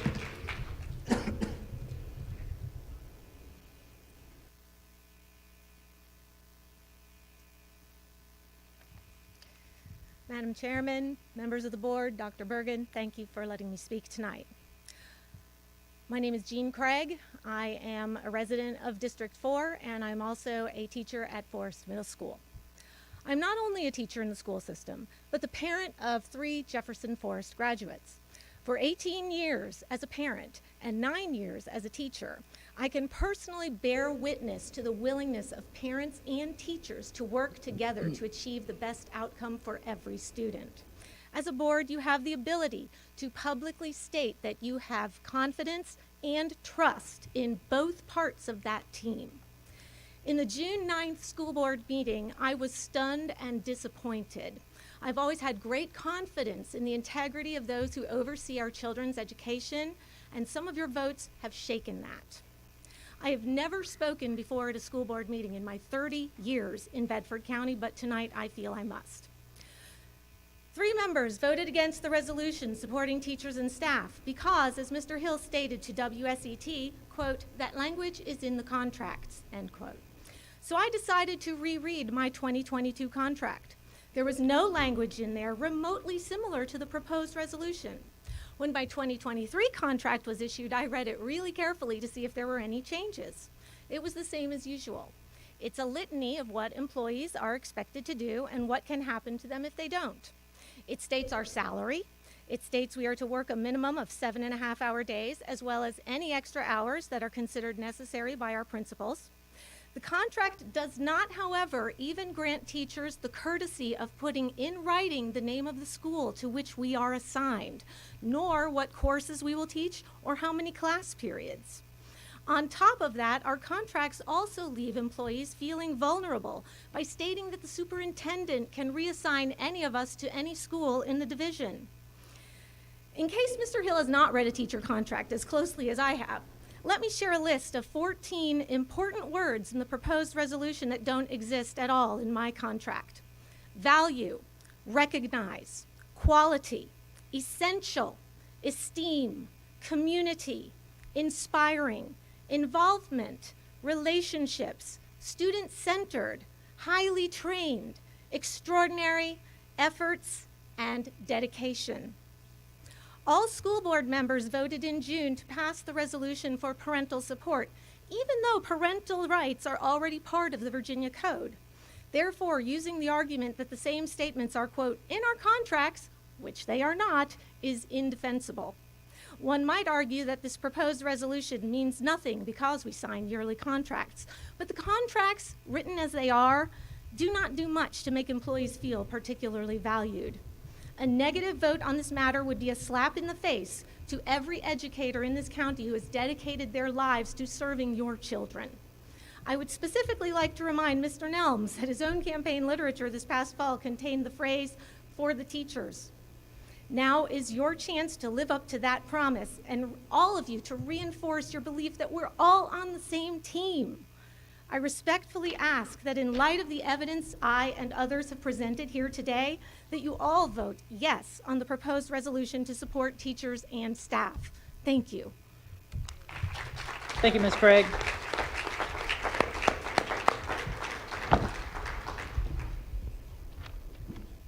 Heather Borrello? Not here? Okay, moving on, since we have room for one more with a no-show, Lisa Bray. Stephen Hill. Jared Zentz. Dawn Roberts. Beth Hine. Oh, Dawn, okay, I'm sorry.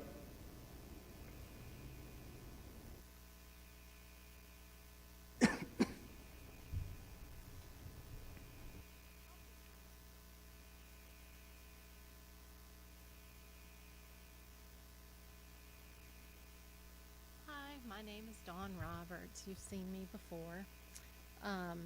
I just wanted to, I'm scheduled to speak at the August meeting because I was waitlisted tonight. So I just wanted to come tonight and talk about the book issue. I have two kids, well, one left in the high school in town in Liberty. And we talk about books. We talk about the books they read. It's my job to monitor the books that they read. And I do not agree with removing any of the books from the library. I have two kids from trauma, and my AP English daughter had to read a book that had to deal with a lot of issues that were triggering to her. And so we had a conversation about the book before she read it. It was The Glass Castle. It's a really good book. I read it when they were in elementary school. So we had a conversation before she read it. I asked her, told her about some of the themes in the book and said, is this going to be a problem, do you think? And I said, we can ask for a different book. She said, no, I think we're going to be okay. I said, all right, well, if there's any issues, come to me. I'll read it with you if you want. No, I think I'll be all right. So as she read the book, we had conversations about that book. That's what parents do. So getting rid of the books is not what you need to do. You need to talk to your kids, find out what they're reading, but taking them away because there may be a triggering subject or something that you don't want them to read about is ridiculous. They're learning it in the bathrooms at school. They're learning it on their phones. They say if your kid has an Instagram or a TikTok or whatever, within 30 minutes, they've gotten nudity from strangers. You're not protecting them by taking books away from them. It also teaches empathy. We traveled to China when my kids were little. The whole time, I'm showing them these horrific things that we've seen, and I'm like, look at how other people live. How are you going to learn empathy if you don't view other people's experiences through books? You can't do it. These are important things that our kids have to learn. Otherwise, they're not going to grow up to be great people. And if you don't agree with it, it goes against your religion, then okay, don't have them read that book.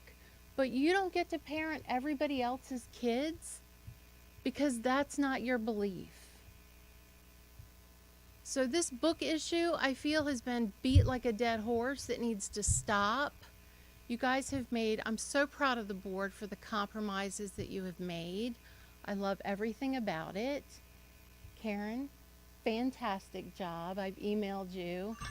I love the librarians. Good job to the teachers and librarians. But that's enough, and there's a large community of us that have just had enough hearing about the books. The books are fine. Thank you. Thank you, Ms. Roberts. Okay, and our 40 minutes for public comment have expired, so we will close public comment at this time. Do I have a motion to approve the consent agenda? Chairman, I make a motion that we approve the consent agenda. I have a motion from Ms. Harrison. Do I have a second? Second. Second by Dr. Mealy. Any discussion? All those in favor signify by saying aye. Aye. Opposed? Approval passes. Okay, item number 8, we're going to go back to staff reports that weren't covered before dinner, and also the hot topic of the night, item 4.02, school attendance zones, Dr. Dewis and Mr. Blankenship.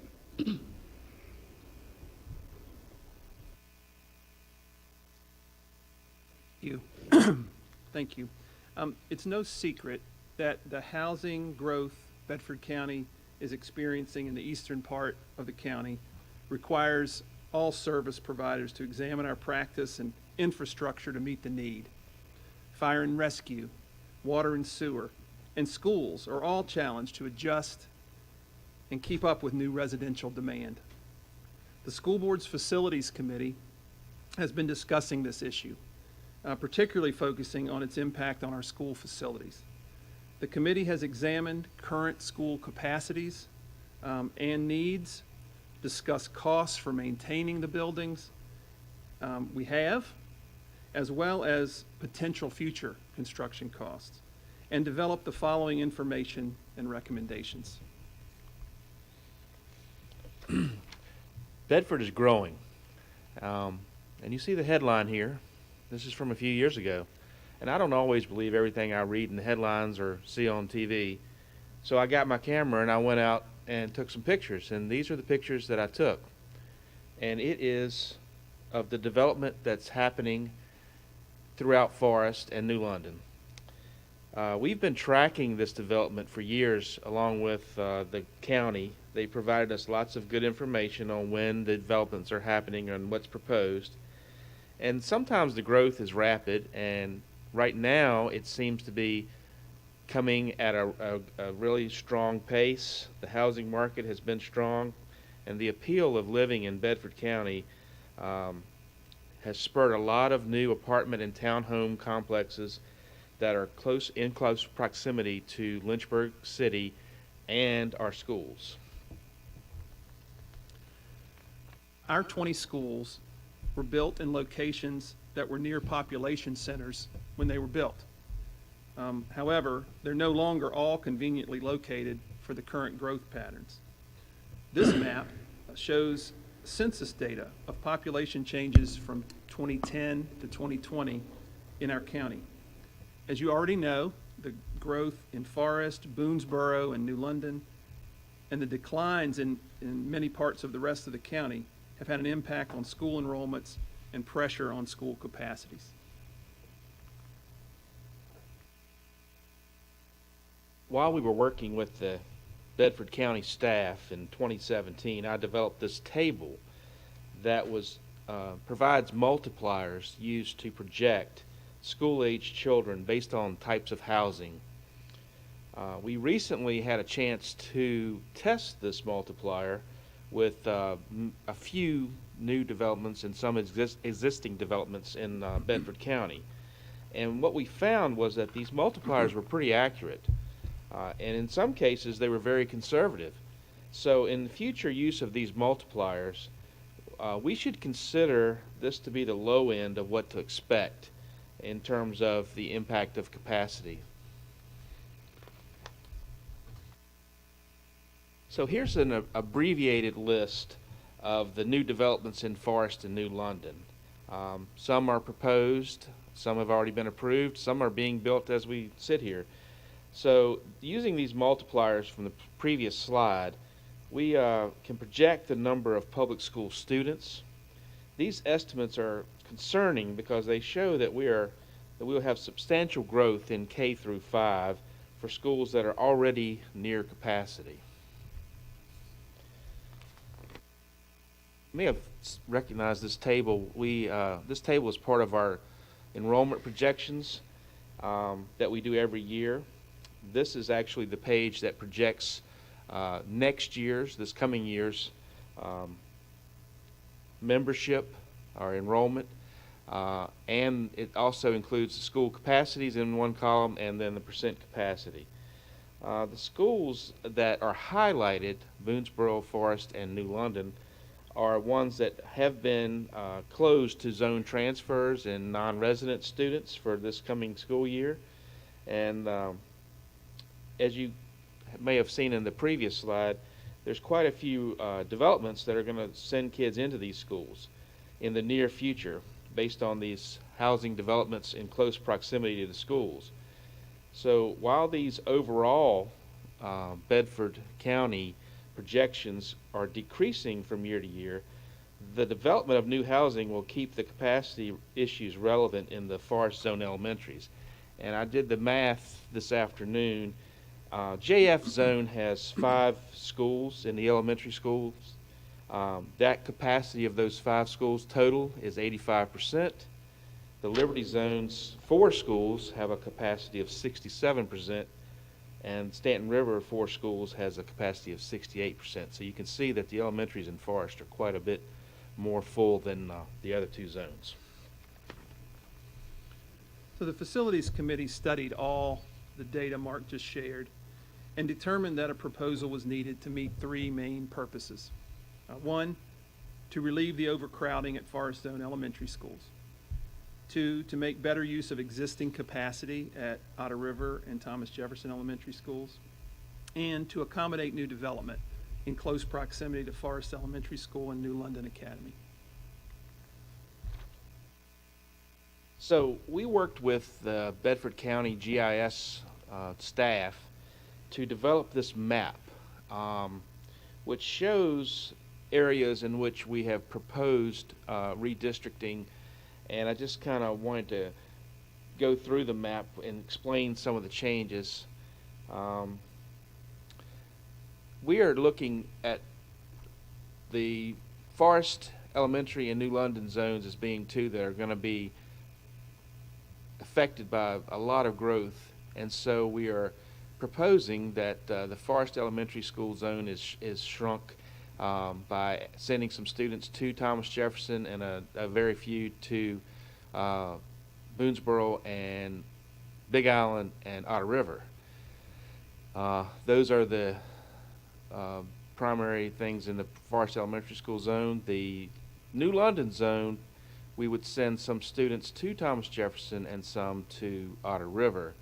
And then to make room in Otter River, we would have to send some students to a very few to Big Island, and the majority of those would be going into Bedford Primary, Bedford Elementary. This map is seen on board docs, and also we have an interactive feature on this map that we can share if the board desires, that will allow people to go in and type in their address or see these proposed lines, and they would be able to predict, or see where they would be in terms of redistricting. We would predict that these changes would prevent the need for immediate expansion at any school facility in the Forest Zone. And kind of in summary, this would affect 165 students, about 2% of the total student population, about 5% of the students in the forest zone, and it would also affect 63 students in terms of their graduation zone, meaning they would be moved from the graduating from Jefferson Forest High School to graduating from Liberty High School. All the elementary students will still have the option, if they were rezoned, to attend on a zone transfer the school that they are currently attending. And also, they could request that zone transfer for middle school and high school. As you know, we've expanded middle schools to accommodate more students, so those are currently open to zone transfers as well as the high schools. So if the board agrees, we can make this map available to on the BCPS website after the presentation tonight. So this is a big undertaking, and the Facilities Committee discussed ways of making this undertaking manageable. So to make it most effective, the committee discussed a few steps to allow time for affected families to plan and changes to be implemented. First of all, I don't think any of us would recommend making any changes any sooner than the 23-24 school year. We would recommend continuing to close selected schools to zone transfers, and these would include Boonesboro, Forest Elementary, and Otter River, and add Thomas Jefferson perhaps to that list as well, because its usage with these proposed changes would be over 90% of capacity. We use existing policy, as Mark just explained, to grandfather existing students and even their siblings into their current elementary schools if families provided transportation, and allow those students whose homes were moved to a different middle school or high school zone to apply for a zone transfer if desired.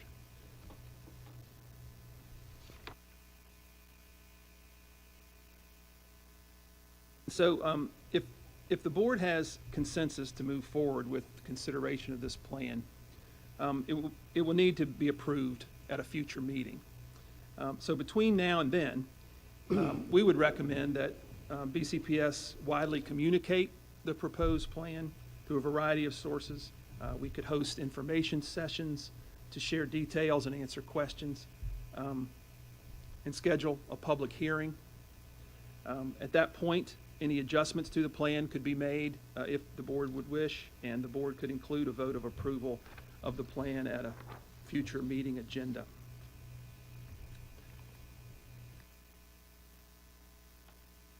So at this point, we would be happy to try to address any questions, or certainly record those questions and follow up with you if we don't have those answers tonight. And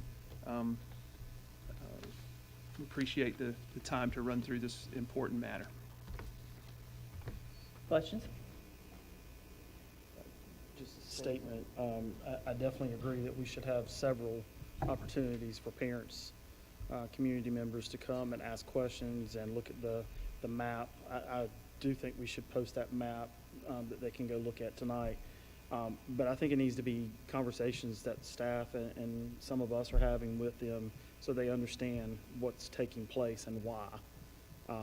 But I definitely think there's more information and more questions that we need to answer to parents and community members about it. I mean, I understand the reason for it. We've got to do it in some shape or form. And I appreciate what you guys have come up with so far. Thank you to the Facilities Committee for doing that. But it's definitely not something we need to decide on next month until we have several sessions for questions to be asked and answered.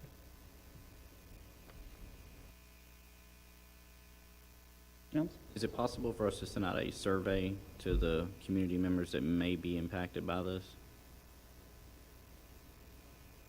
What questions would you recommend including on a survey? What issues they may have as far as transportation? That's going to be a huge issue, especially with rising gas prices. That's going to come into play. I mean, we'd just have to sit down and come up with a list of questions that we need to put on there, but that's definitely going to be one of them.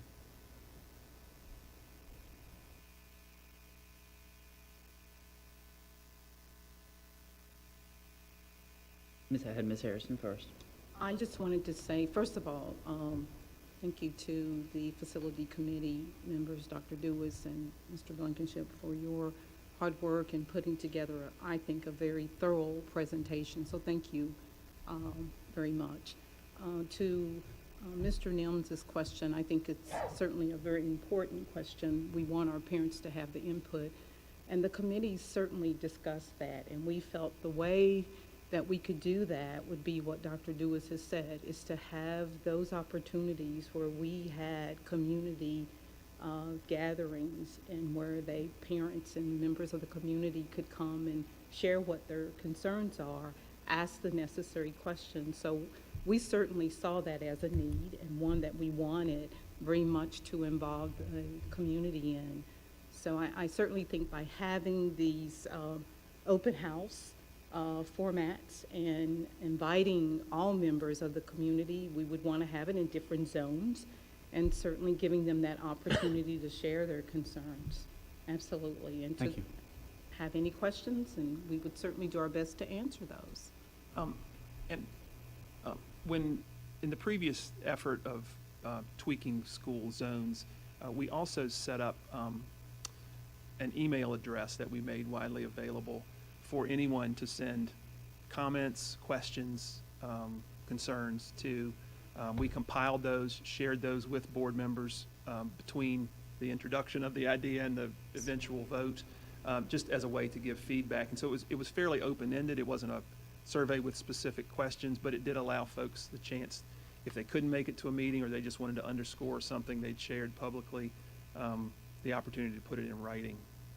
And that's certainly something we can do very easily. We already have that email address set up. So the interactive map, I would agree with Mr. Hill that making that available to our community, to our parents is a must. It's really important.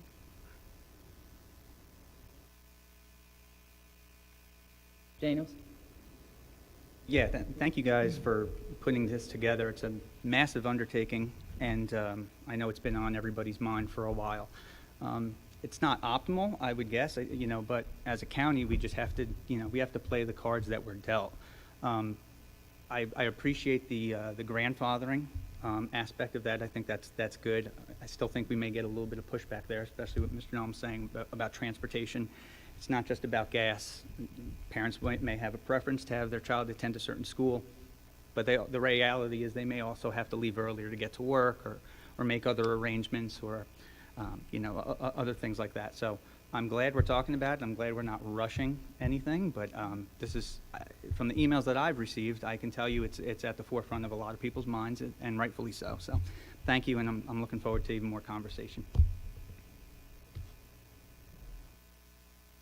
Dr. Dewis, how long, and Mr. Blankenship, how long do you think, when we go through this, and I know, Mr. Blankenship, for years, you have been almost spot on in your projections. How long do you think this will hold? How long before we have to do this again?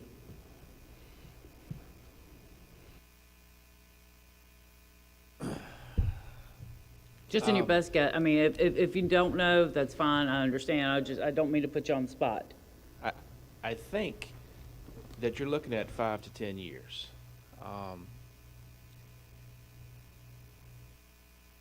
Best case scenario, you buy 10 years, and maybe things change. I think it depends on the housing market. I think it depends on what happens over the next year or so. If we go into a recession, it may slow down. But this is going to help by the time all this development is finished. Most of these kids that we grandfather in will be gone on to middle school. I think it does. We've learned from the last time we did the redistricting that it does, when you grandfather them in and allow them to stay at the school, a lot of people choose that to take you up on that option, and they drive their students to school. So the drawdown is going to be slow. It's going to, over 4 years or so, you'll see those numbers come down. But what we're thinking is that all this new development is going to replace all those kids. They're going to just keep coming in those two zones, in New London and Forest. So I would think that it could fix it. It could be 5 years, and you're looking at overwhelming numbers, and you have to make another choice in terms of what to do for classroom space. Yeah, and one thing I'll just add is I think this is a really good faith effort to try to avoid the cost and expense of trying to add classroom space, trying to use the classroom space we already have instead of adding on to a building a new school. We hope that this can at least delay the need to do that, if not prevent it. Thank you, and I totally understand the purpose of doing this, and anyone who knows me knows I've been fighting for zone transfers or redistricting for a long time. Now, when you said something about the zone transfer students and closing off the 3 schools for zone transfers, how many zone transfers do we already have in those schools, and will they still be allowed to stay there if we're going to close to zone transfers? I can get you those numbers. We do have a spreadsheet that we've been keeping in terms of the numbers.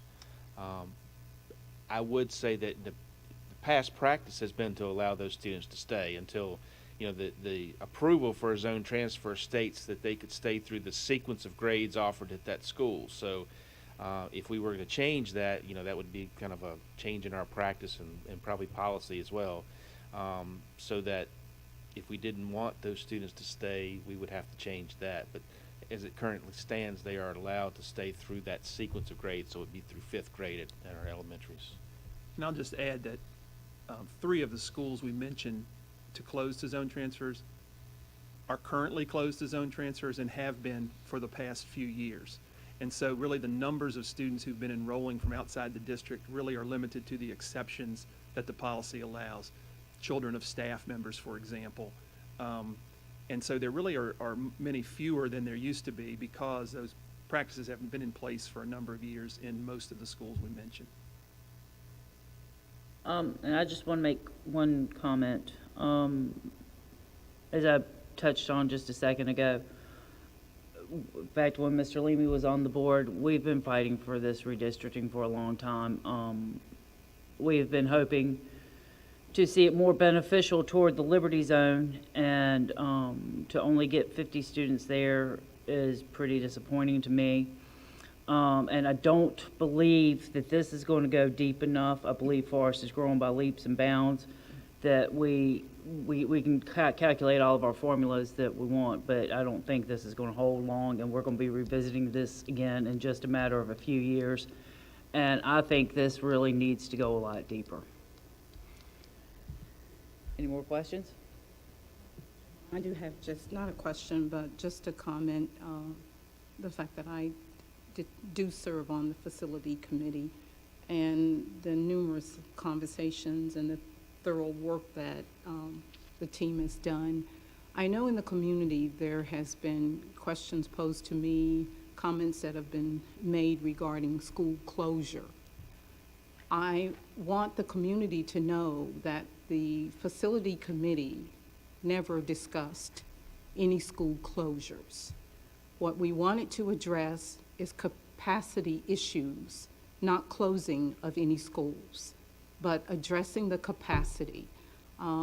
I feel the need to share that with you because I know there's a lot of discussion that's being had in the community regarding a comment that was made about closing one particular school, Bedford Primary School.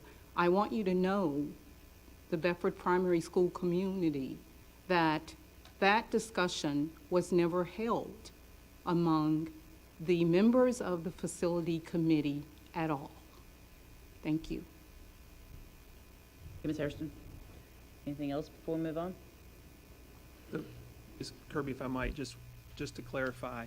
So in the upcoming days, is it the board's wish to go ahead and make this plan widely distributed, distribute perhaps the email address to solicit comments, make the interactive tool available, and to begin to work to schedule some information sessions?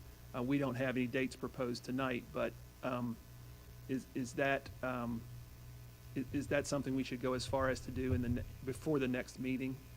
Harrison, do you agree with that? I certainly do. I think it's time for us to move forward on this plan. And so I would ask that the fellow board members, that you would really approve and say yes to us moving forward in the direction that Dr. Lewis has shared. Dr. Mealy? I agree. Mr. Holbrook?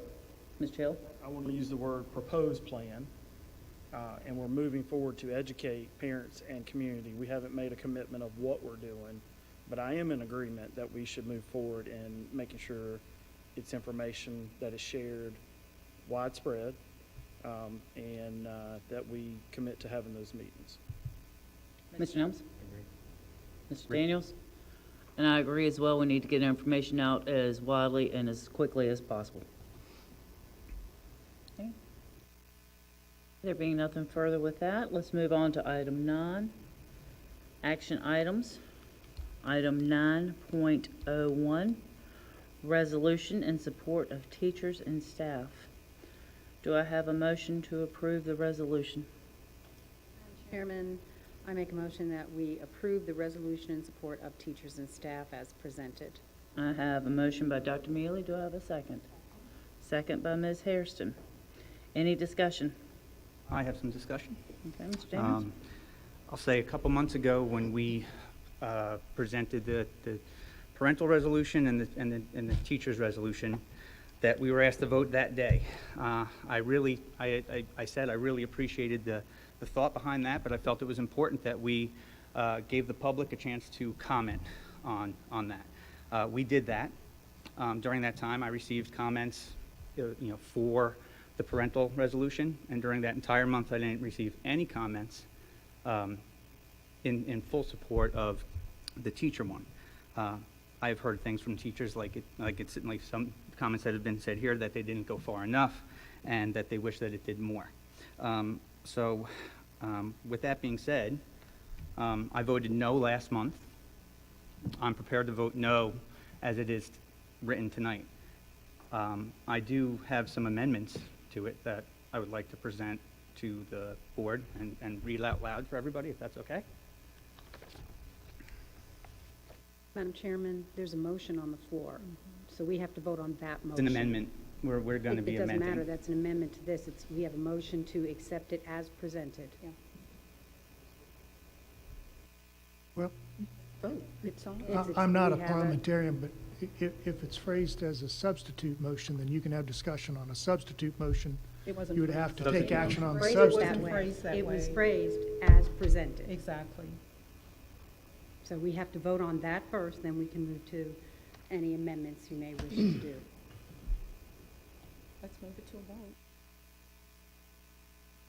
I mean, I think, Madam Chairman, Moving it to a vote. yeah, I think we need to move it for a vote, but I think, I just want to say that we've heard from quite a few people tonight, and I think it's important just to review what some of those people have said. Mr. Smith said this is in the best interest of everyone, the division, everyone. Cindy Gillespie, this could help solidify us as a team. Leanne Ellis, teachers are dead last in this county. Shannon Thomas, teachers are not the enemy. Valerie Staten, values in hearing the school board that supports teachers and staff. Jean Craig, parents and teachers working together, confidence and trust in both parts of the team. I have to agree with so many people who spoke tonight and used the words fact over emotion. The fact is that these words were not in the contract, as so many people pointed out. The fact is that the parent rights are in the Code of Virginia. So and we, it was alleged that the previous board voted against parent rights. We don't even have the authority to do that. The only one who has the authority to do that under Article 1, Section 7 of the Constitution of the Commonwealth of Virginia and the laws of Virginia would be the General Assembly. And so this is not going to harm anyone, but it is going to take teachers and staff and let them know just what some of these comments were tonight, that we value and we support them. And I would urge us to do that. I mean, we got so much negative publicity. This does no one any good. Chair, have Mr. Hill? I'll just say, well played. It's exactly what I think was planned, is to water down the parent resolution. And so, parent resolution passed unanimous, so I'm proud of that. I continue to hear that this verbiage is not in contracts. So let's go through that, because the contract that I was provided states, now therefore, and in consideration of the mutual promise and covenants hereinafter set forth, the parties agree as follows. And if you'll go down to number 2, it says, employees shall comply with all school laws, Board of Education regulations, and all rules and regulation made by the school board in accordance with law and Board of Education regulations, and shall make promptly and accurately all reports required by the superintendent. And so some of the things that you had in your verbiage was around free public education, high-performing schools, value of teachers, community involvement, robust selection of classes and after-school, established curriculum training. All of that is very important. But if you'll refer to our policies and regulations, all of that verbiage which you were trying to put into a resolution is in the contract because of policies and regulations. And if you'll go and look at those, some of those include policies GA, LA, LEB, LI, LGB, GBA, GCBB, GCBC, KC. And I'm sure someone will go back at whatever time and repeat those, but all of that is in the contract. And so what we were trying to say is that there needs to be something that is being given as a statement to our teachers and staff. And so if you're willing to do the amendment and listen to what that amendment is, I think it behooves all of us to say, we want to support our teachers and staff, but we want to give them something that shows that we are listening to them and we've heard them loud and clear and support them in that way. But this resolution is not giving them anything. And what I will go back and say, you clearly did take away parental rights last year. I asked that very specific question before we voted. I asked it multiple times, and one of the members of the board clearly says, if that's the way you want to put it, yes, we are removing parental rights. So that is a fact. That board at the time voted to remove parental rights. That statement of parental rights resolution was to give that back to our parents and to make sure they understood we supported them in that. That was the point of that resolution. So when you say it's not in the contract, I disagree. It clearly states that it's policies and regulations. If you go and read what we've set forth, the majority of those resolutions and policies cover our teachers, our staff, our students, following the law. All of it's in there. I believe we have a motion on the floor to vote on the resolution. I have a question, as Madam is. Chair. Hold, one person speaking at a time, please. We're not going to get out of control with this. Yes, Ms. Harrison? As I said, we have a motion on the floor. We need to move forward on that motion. Jill, you said one more thing? So if we vote, I want to make sure that we are able as a board to go back and make an amendment so we can make another recommendation on what's stated here as what's written, correct?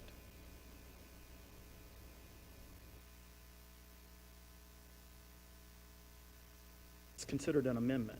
Are you asking me to respond, Yeah, Mr. Hill? whoever can respond, because I want to make sure we have the right to do an amendment as it's written and then take a vote.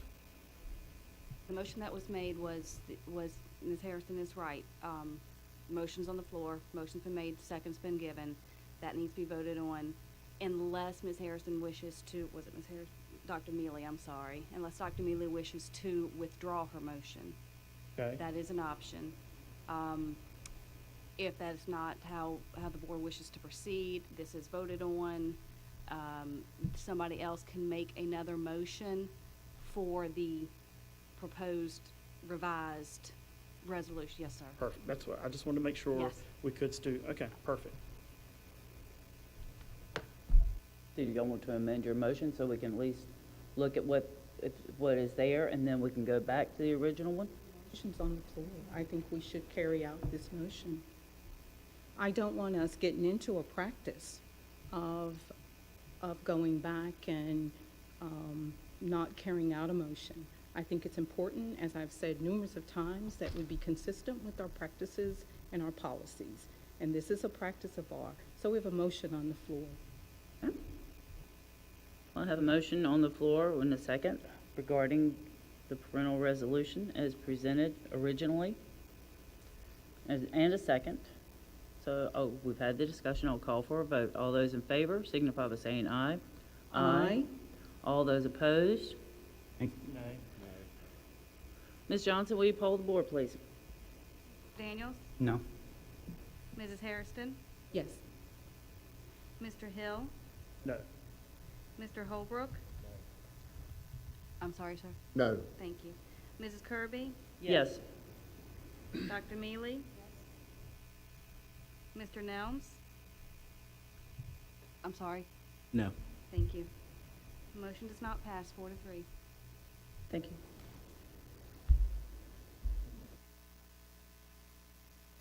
Well, it's your amendment, so. I make a motion that we read and then vote on the amended resolution in support of teachers and staff. So, you were making a motion to read it first. Read it and then vote. Did you have a first and second? Yeah. That, you can do that, absolutely. It is a separate document is. from the original No, it's document not. presented. It's amended. Well, it's amended, but it is not the original document, so it is not as it is there. Okay, so we'll allow it. I got the second by Mr. Nelms. Can I begin? Yes. A resolution in support of the teachers and staff of Bedford County Public Schools, a resolution to affirm the commitment of the Bedford County School Board to the support of Bedford County Public School teachers and staff, bringing solutions that are both tangible and sustainable. Medical autonomy. Whereas Bedford County School Board believes the teachers and staff of Bedford County Public Schools have a fundamental right to medical autonomy with respect to new vaccines, new vaccine technology, and masking. Decisions involving health and well-being reside to the individual and are left to make those decisions between them and their doctors. And administration protection. Whereas Bedford County School Board believes that the teachers and staff have a fundamental right to respectfully voice their opinion of policies, procedures, and issues, they will not be subjected to disciplinary actions or unfair treatment based on their rights to speak out and voice concern directly related to the treatment or work conditions. Cases of mistreatment will be presented to the board to ensure fair treatment. Teacher and staff assessments will be based on evaluations prior to vocalizing concerns. Severe workload changes, expectations, and other reprimands will be reviewed to safeguard teachers and staff. Proper chain of command must be followed initially. However, the ruling will not discourage nor limit the teachers and staff appeal process by bringing concerns directly to the board by the teacher after the proper steps have been taken. And work-life balance. Whereas the Bedford County School Board recognizes the physical and mental health demands teachers and support staff experience while providing the best school experience to our students. Our goal is to create work environments that honor and respect the whole health of our teachers and staff inside and outside of the classroom. Teachers and staff are at their best when they are well-rested, respected, and perform self-care. Bedford County Public Schools recognizes the burden of teaching and believes that a minimum of 2 days of non-instructional work days or 16 hours be given as an option of remote time virtual per school year.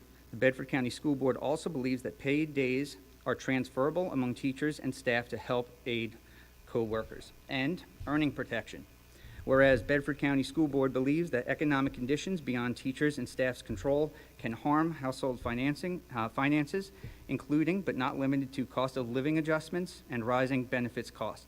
Salary, benefits, and insurance will be reviewed each year to consider the rising costs that negatively impact compensation levels.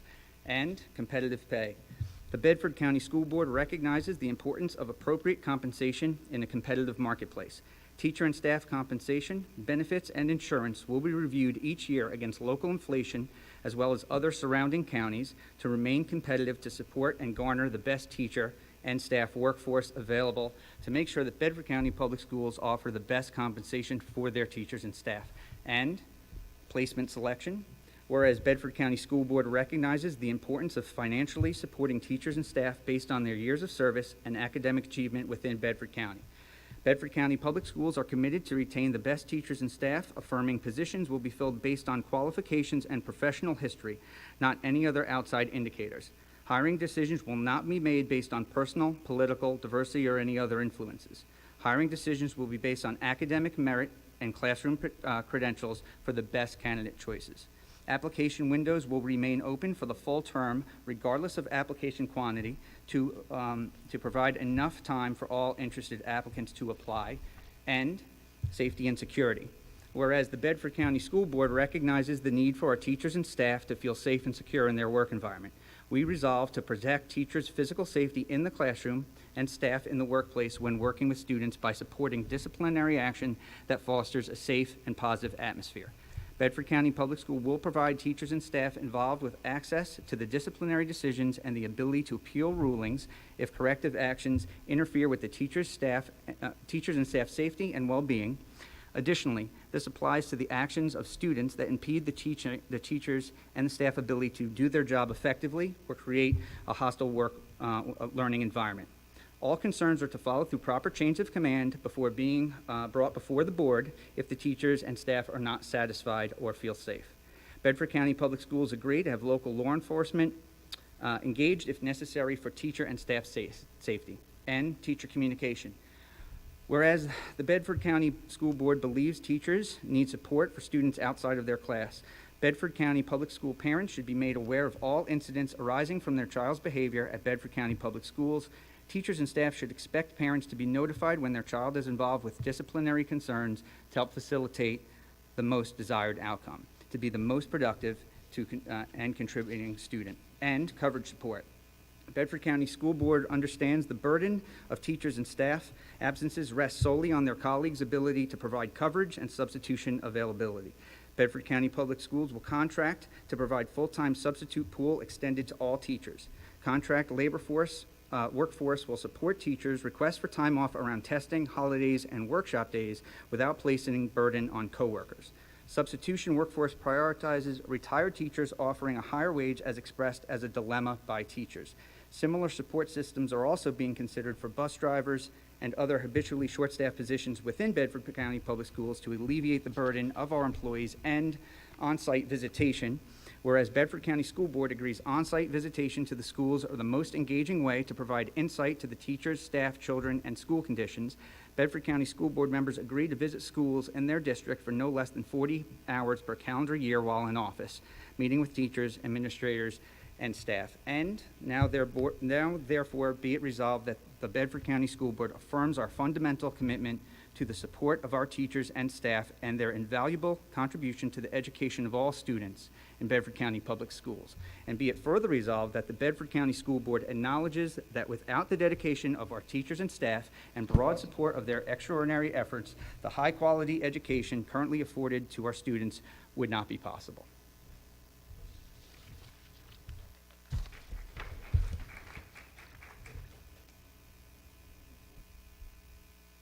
We have a motion and a second, correct? Okay, any discussion? Yes, I do have some discussion. To Mr. Daniels and the other board members who certainly spent the time to create this resolution, I say to you, thank you for your time and effort that you put in to this document here. I would say, as I read it, and of course I wasn't able to read it thoroughly, and as I listened to you, I really feel that a lot of the areas that you have addressed here fall under the umbrella of policy. If you were to look in our policy regarding staffing and teachers, you're going to find a lot of these topics and areas here are addressed there. And a resolution to me is the very contrast of that. And so I would have concerns about some of the language here. I think it's already addressed in many of our policies. I just wanted to say that. I think it's important to keep in mind the difference between a resolution, as so many of our speakers have shared with us today, and I know you all know that, but I think it's important to recognize that a resolution versus contract and policies are vastly different. We want to just acknowledge and give just admiration to the work and that the teachers and staff members have done and all. That's all I have to say. I would ask that fellow board members, this is our first time tonight receiving this. I need time, additional time to read over this further. So I would ask that we delay any movement on this until we have time to review it and to look over it. I know other fellow board members have said that in the past, that they needed time to look over the documents, and I'd like to ask for that to be given. I would agree with that. I think a lot of, like, just looking at the safety security part is in the code of conduct. We already have a lot of this in the crisis plans. A lot of this to me looks like policy. If we want to do this, then, and when you want to fix something, you can fix it through policy in a division. But still in here, I don't see where we're talking to the teachers and recognizing the expertise they bring to our table. What we're doing.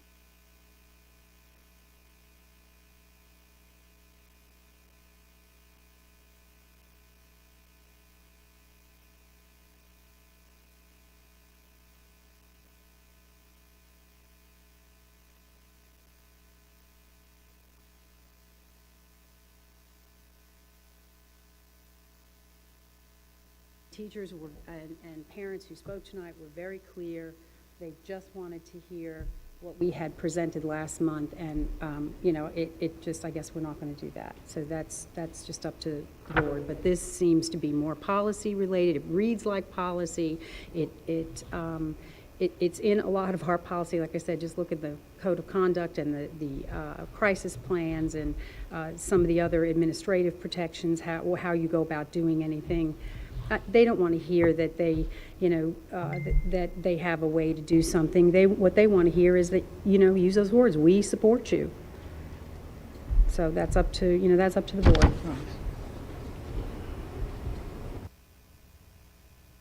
board.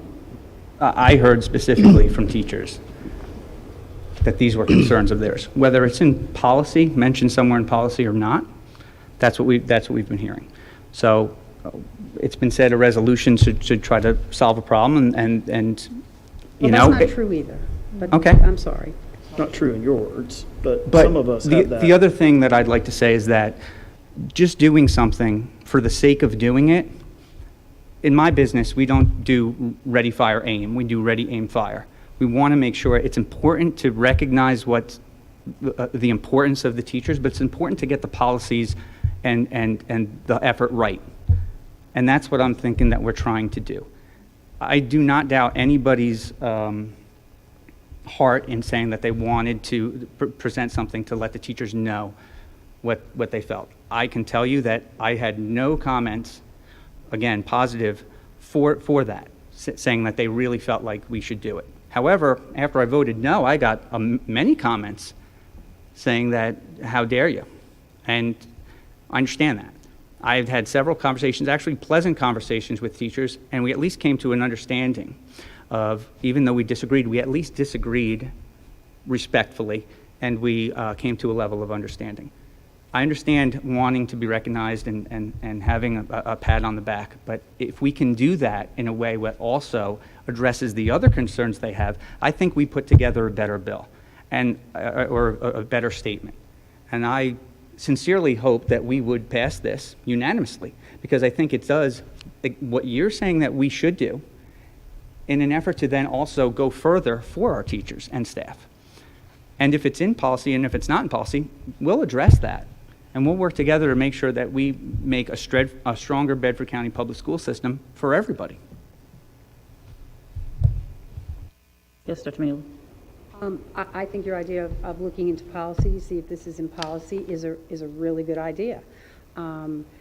that's where a lot of this, in my opinion, should be, is in the policy. But, you know, you say you want to fix something. Well, the parent resolution fixed nothing because we didn't have the power to do that. They had the rights guaranteed under the law to them in, I think it's 1240 and 221. There's plenty of places in the law that guarantee the rights. So even if we had a motion, which we never had a motion that said we are going to remove parent rights, we never had that. What was conflated was a vote on the health plan saying we're going to remove parent rights. There was never a motion. Somebody look it up and show me where we had a motion that said we are going to remove parent rights. But all of that is in the law. Everything is guaranteed in the law to them. So if you're saying you want to make it better, you want to make it right, I applaud that. But the parent right was already in the law. We didn't need to redo it because we can't do anything to take away those rights. The parents lost nothing because we never had the power to take it away. So this to me just is, I just don't think this is a good document in my opinion. I'm entitled to my opinion. I just don't think it's. I mean, in all the emails I've gotten, administration protection, work-life balance, competitive pay, earning protection, safety and security have been all the emails I've been getting. So to me, that's what the teachers are wanting us to pass a resolution on, not just words. They want action.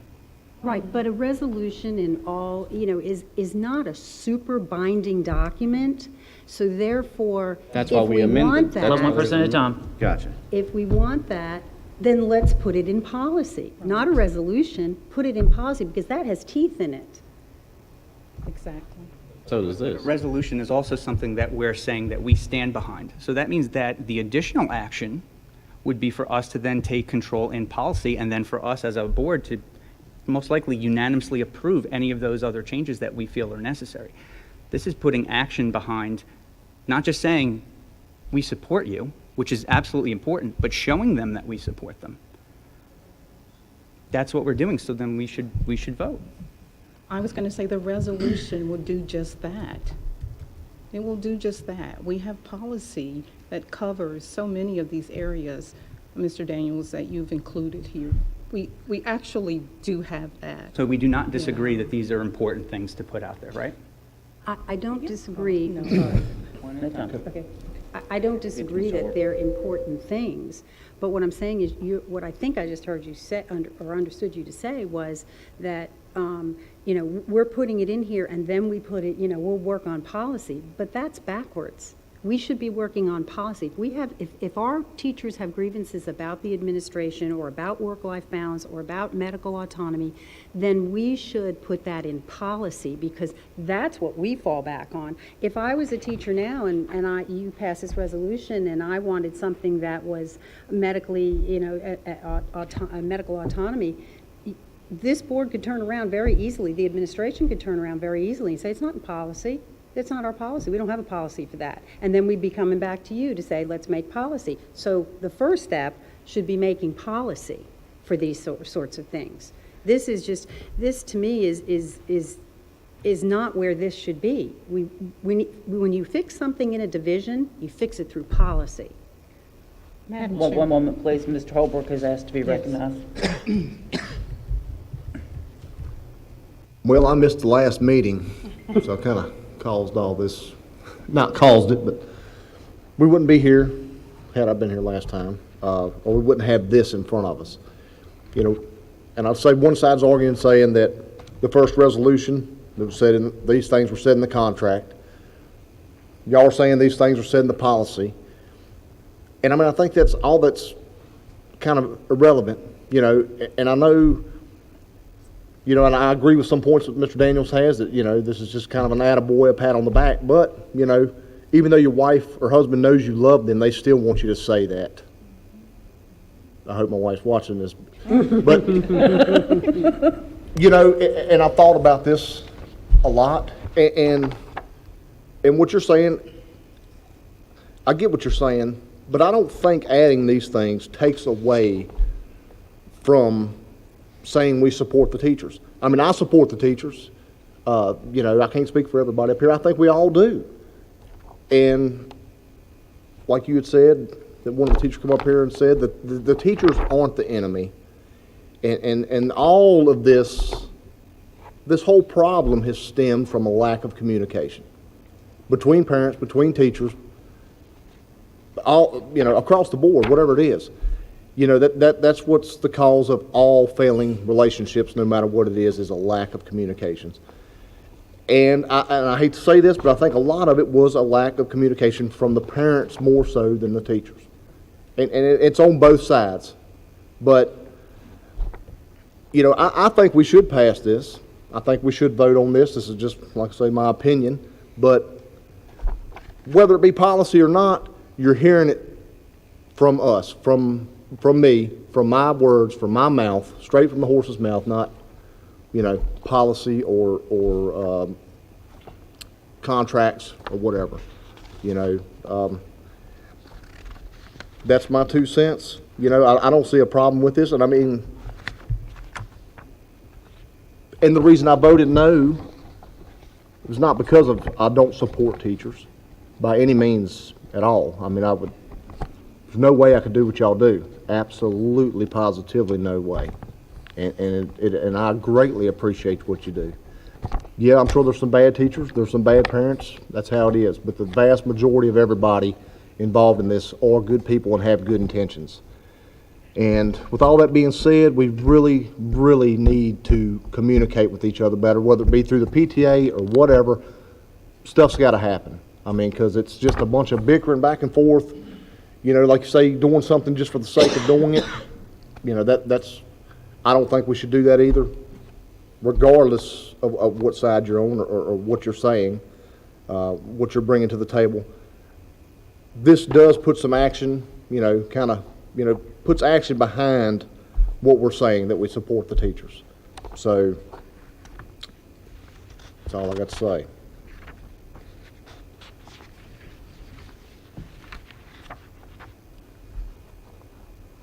When Mr. Daniels presented this, or when we talked during the discussion period of the previous motion, you made a statement that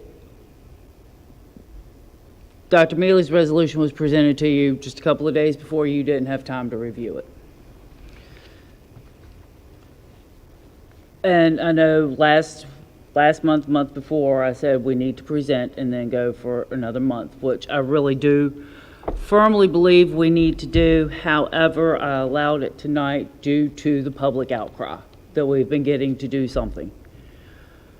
I personally would like to have another month. I would like to have the month to review this and bring it back as an action item next month, and to allow us to look at it and possibly make some suggested revisions to it.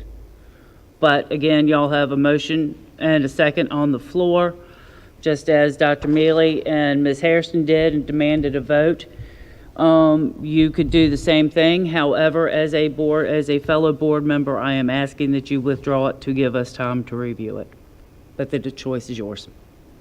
Madam Chair, I would like to vote on it. It's an amendment.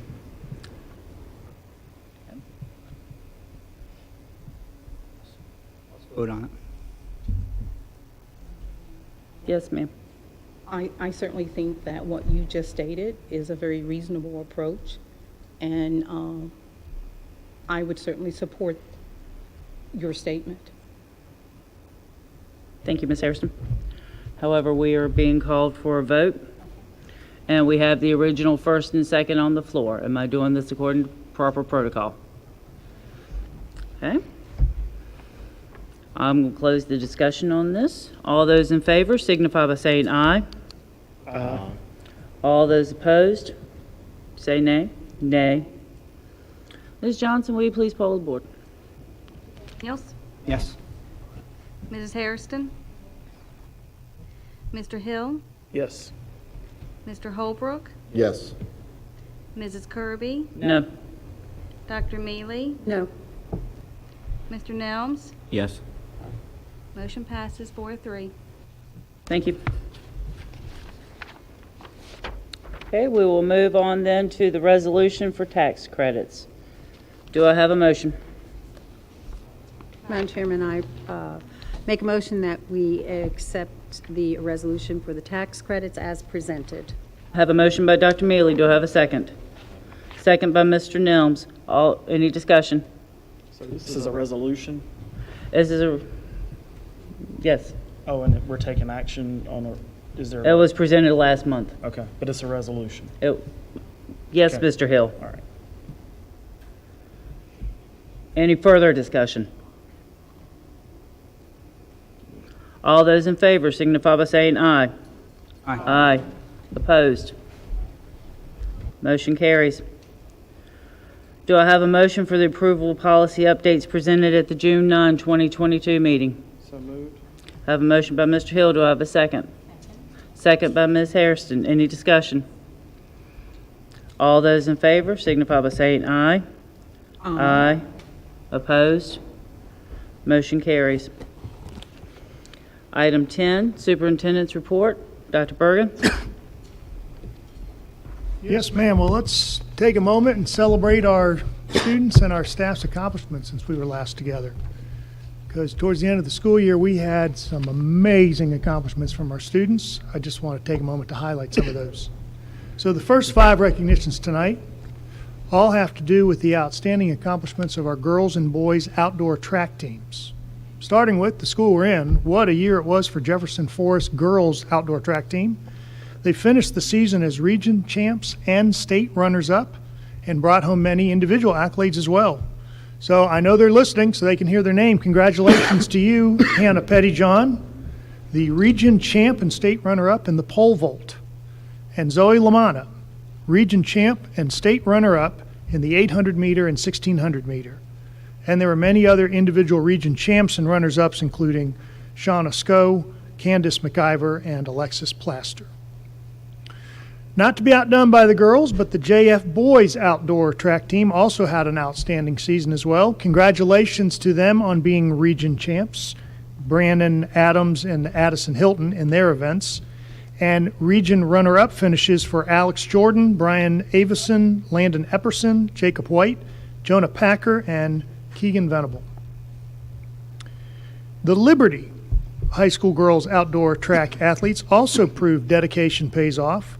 Susanna Allen finished second in pole vault in her regional championship, while the team of Haley Clark, Brianna Adams, Mary Malcolm, and Natalie Powers finished second in the district in the 4x800 meter relay. Now down to the river. Stanton River boys outdoor track team recently found plenty of success in their regional competition, finishing in first place with Spencer Kearns in the pole vault, along with first place finishes in the 4x400 relay team of Alfred Finney, Malachi Gregory, Spencer Kearns, and Caden Ryder, as well as first place in the 4x800 relay team of Spencer Kearns, Caden Ryder, Jack Weddle, and Sam Weddle. Malachi Gregory was also the region runner-up in the long jump and the triple jump. Well, here's a familiar Golden Eagle athlete. You recognize her, Jenny Levine. Probably recognize her from her many accomplishments on the basketball court. However, in the springtime in outdoor track competition, Jenny finished first in her region and state runner-up for girls outdoor track in the high jump. Awesome job, Jenny. Outside of sports, each year high schools have the opportunity to compete for the National Guard Cup. They do this by earning points for the school's performance in not only the VHSL sanctioned sports events, but also the academic events, including Scholastic Bowl, creative writing, theater, forensics, debate, broadcast, newspaper, yearbook, magazine, and as we learned tonight, film. Congratulations to Jefferson Forest Cavaliers on winning this year's Class 4 National Guard Cup.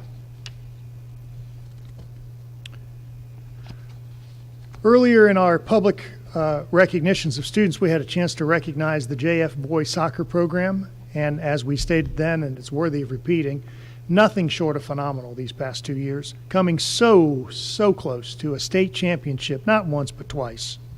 This team has been a force to be reckoned with and remains a soccer powerhouse in the Commonwealth.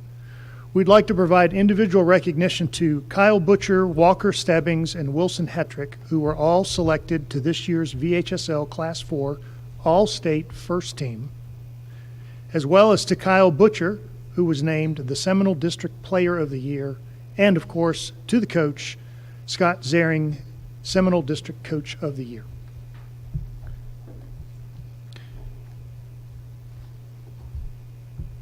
Other than soccer, here at JF, it was a spectacular year to be a player, coach, parent, or fan of JF baseball.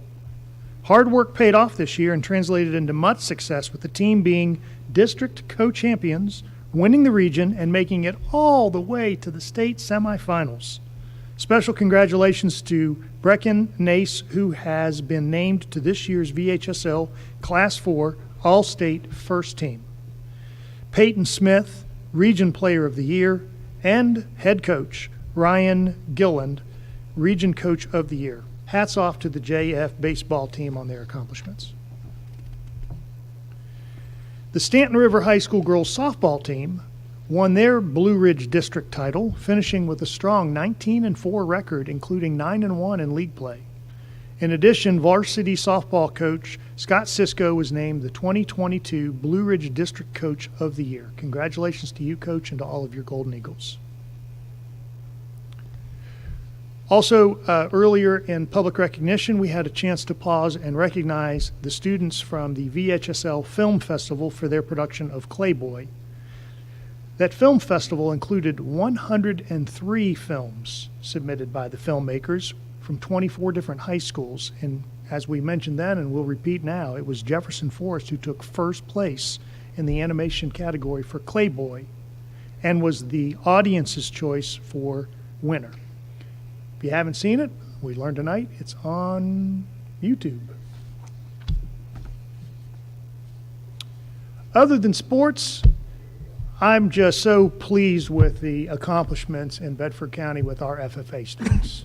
I had the chance recently to attend the 96th Annual Virginia FFA Convention with our students held at Virginia Tech. The Liberty FFA chapter was recognized there in front of all of their colleagues as the Southridge Area Star chapter and gold-rated national chapter.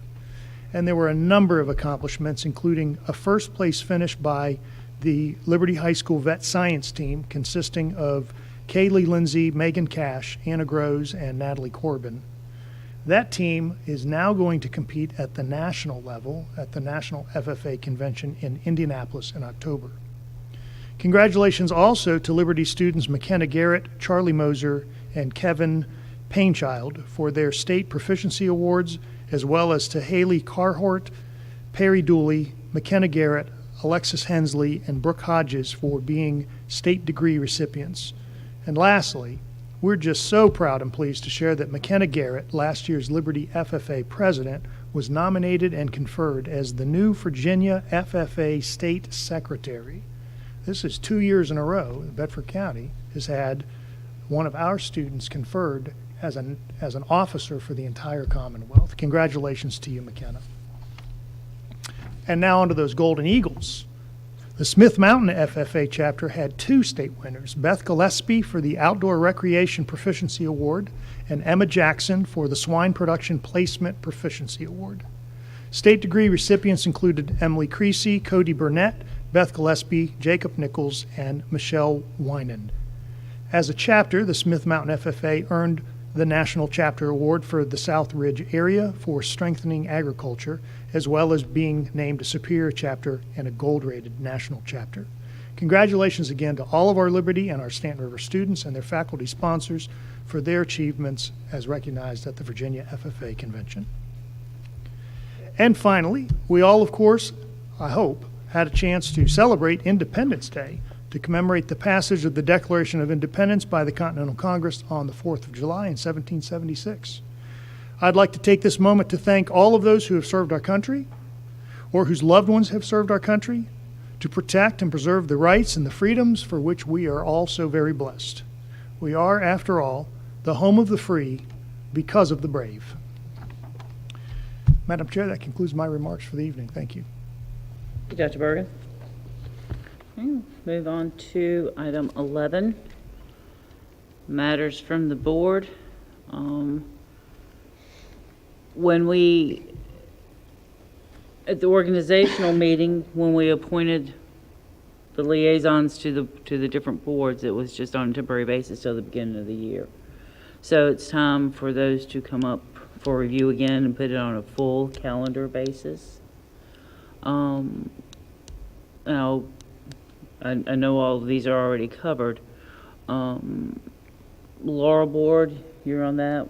Will you continue to serve for the year? Okay. Roanoke Governor's School, thank you. Central Virginia Governor's School, Yes, okay, thank you.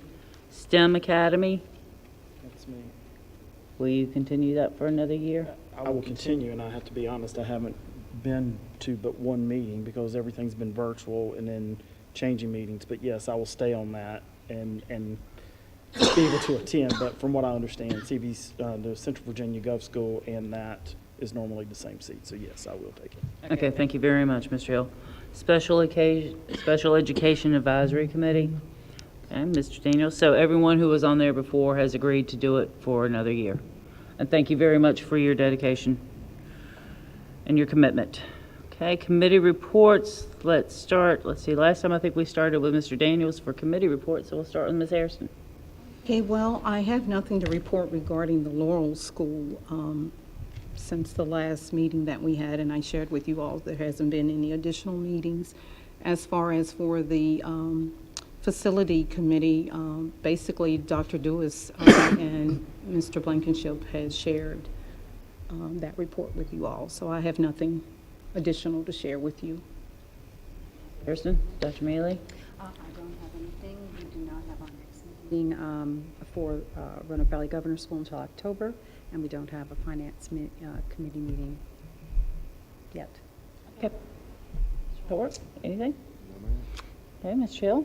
No updates for STEM Academy. Our next meeting for Central Virginia Gov School is next month. And then as far as the IGA, we continue to go through policies that have not been reviewed recently. So we're going through that process. I would encourage any board member that has a policy that you want reviewed to let me or Mr. Daniels know so we can bring it up during that committee meeting and bring it back to the board. Thank you, Mr. Hill. Mr. Nelms? Mr. Daniels? Okay.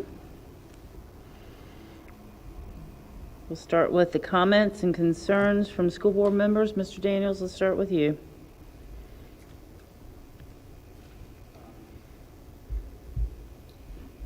Regarding the policy that we had discussed tonight for the freedom policy, I love that we're turning words into action here. I think it's tremendously important for us to show our children that they should be proud of the country that they live in, a country where their opinions can be heard and ideas can be debated. I think it's important to understand that the reason that we can do that is because of the people that have come before us, that have fought for this country and have died for this country.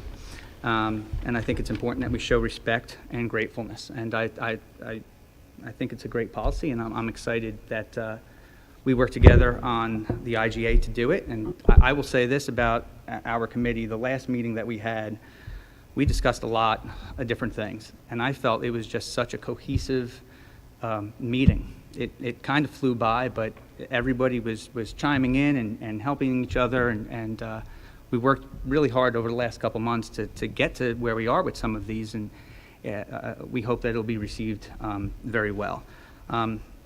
I want to go back to graduation, and I was not in attendance at graduation. Last September in 2021, but this position was not available. I always, family is incredibly important to me, and I had a trip that was planned, and it was important that I go. It was 19 of my family members, and we do it each year, so I was there. So I apologize for not being there. If I was in this position previously, I would have made arrangements. I did take a lot of time to thank and to congratulate the graduates. I was at the graduation parade in downtown Bedford. On that family trip, I did get engaged, so it was a pretty important trip that I took. But I can tell you that moving into next year, I have already moved the week that we go, so that I'll be able to attend graduation next year. That's all I have. Thank you, Mr. Daniels. Mr. Nelms? I don't really have much to report. I do want to thank Stanton River cheerleading team for inviting me to their June 25th car wash. They actually made me wash a few cars, so There's a motive behind that invite. but that was a cool event. And while we're all up here, we have different views. I really just think we need to start working together more and stop letting social media, stuff like that, divide us even more. We need to start working together to make this division better. And to the lady who brought up my campaign promise earlier, we're going to go ahead and check that one off the list because the parent resolution and the teacher resolution is now passed. So that's all I got. Holbrook? Dr. Mealy? I just have a couple of things. I know that you had talked about the 25% compensation. It's on next month's agenda. It's on next month, okay, just wanted to find out where that was. And then we did have a person, so I guess I would ask Mr. Hagler and Dr. Bergen, is there any possibility of moving that $1,000 bonus from from December to November for our employees? I'll have to look at the language from the state. It states it was, the initial things, just a summary was that it was to be paid in December. So I'll bring that back to the board at the next meeting. We could possibly look at a totally separate payroll in early December. I'll check with my payroll department, but we'll bring an option back to the board at the next meeting and see what we can do. I think if we can do that, I certainly agree with the lady who spoke that it would be very helpful for us to have that. I want to thank the staff, too, for all their presentations, and Tech always for setting up and all the work you do for this. This is not easy. I mean, we talk about the hours you spend, but it doesn't even include the time it takes you to pack a truck, car, whatever it is, and bring it over here and unload it and then load it back up again. So thank you so much for all of your effort here. I know it's a lot. I hope everybody realizes how much it takes for you to do that, so thank you for that. And thank you to also our staff and our teachers, because I've heard from lots of teachers already working for the new school year. That's what teachers do, and we really appreciate that, because if you haven't been a teacher, then you don't know how difficult it is to be prepared for that year. You have a, quote, work week that just disappears, so I used to tell new teachers, don't count on the work week because it's going to be all taken away and you'll have things to do. So you have to really do all that stuff before. And I think our teachers are already going to be back in the buildings very soon, putting their classrooms together, organizing books. They've done planning over the summer. So thank you all so much for all of that work. Oh, no, ma'am, I'm sorry. Harrison? Thank you. I also would like to just thank everyone who came out tonight to recognize our students and their accomplishments. So just congratulations to all of our students, JF students, for their hard work and efforts. I also want to just thank everyone who came out that spoke during public comments. Thank you so very much, each and every one of you. Your voices are important. What concerns you is very important to each of us, each board member. So thank you so much for coming out. I hope we continue to see these large groups of community members coming out and voicing their concerns and asking the necessary questions. So thank you for coming out. We really appreciate that, and your comments too. And I also have to just give a big shout out to the teacher representation tonight, the Stanton River Zone. This is their summer break, and they've come out to voice their concerns. And I want you to know that so many of you, your comments really moved me. Maybe it's because I'm an educator, a former educator, teacher myself. And so I certainly understand how you feel. And I just wanted you to know that I know all the board members, we all appreciate all of your hard work and all of your efforts, which each of us have spoken to that tonight. But I just want you to know that you really touched my heart tonight. So thank you again for coming out, and continue to come out. Don't let this be your last time. Continue to come and voice your concerns, and just praise us too. If there's some good things we're doing, which there's lots of good things we're doing, come and share those things with us too.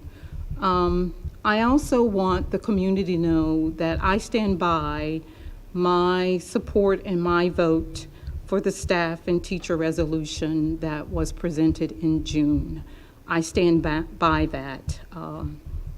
I believe, and I'm very sorry that we've had to go through this once again when it could have been resolved and settled in June.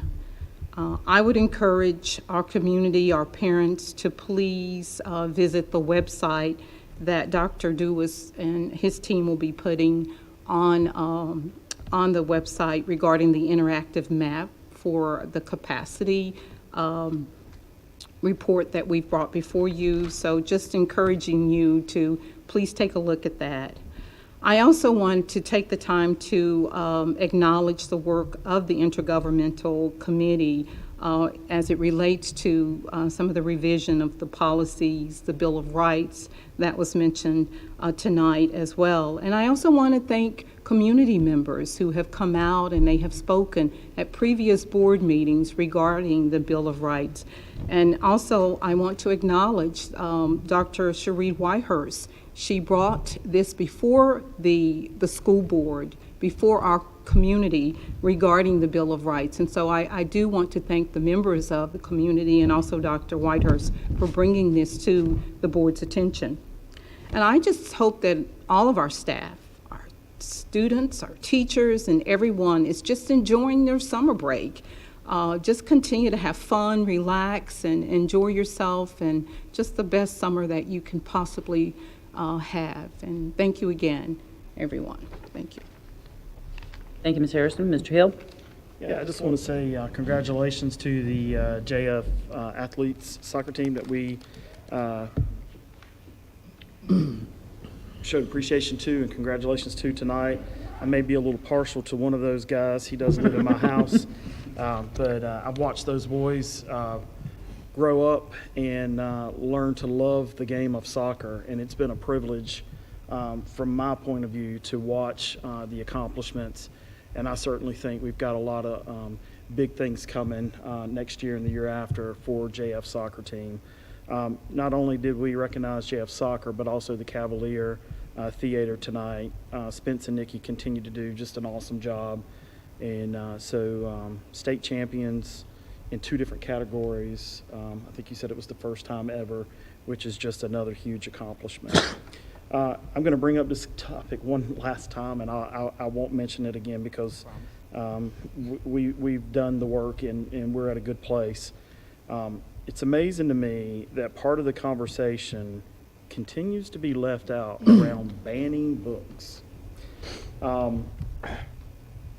You are correct that I asked for it to be removed and reviewed. That's the word that was left out. And I think that's a very important part of what was asked. And thanks to Ms. Harrison, on that night, she did ask if we have a policy that covers that. And the response was yes, we do have a policy. And so once that was revealed, we followed that policy. It's come to tonight where Dr. Woodford presented what we are doing moving forward. I think it's a win-win. We've provided options for parents, which is what we wanted, and we have a plan in place going forward for any books that may be a concern to parents, students, community. And I want to publicly thank Moms for Liberty for bringing those books to our attention, just to let us know what's out there. I think it's important that our community is able to come in and speak. Sometimes we're going to like it, sometimes we're not, and that's okay. We're here to serve our communities. Is Dr. Calvert still over there? She had a... Okay, yeah. I knew she was thinking about having to leave.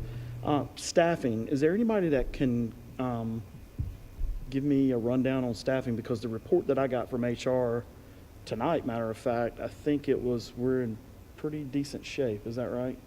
Yeah, we're in pretty decent shape. We're not 100% staffed, but we're in a good place for this time of summer, yeah. When I heard the word hemorrhaging, I thought I was on an episode of Grey's Anatomy based off of different information.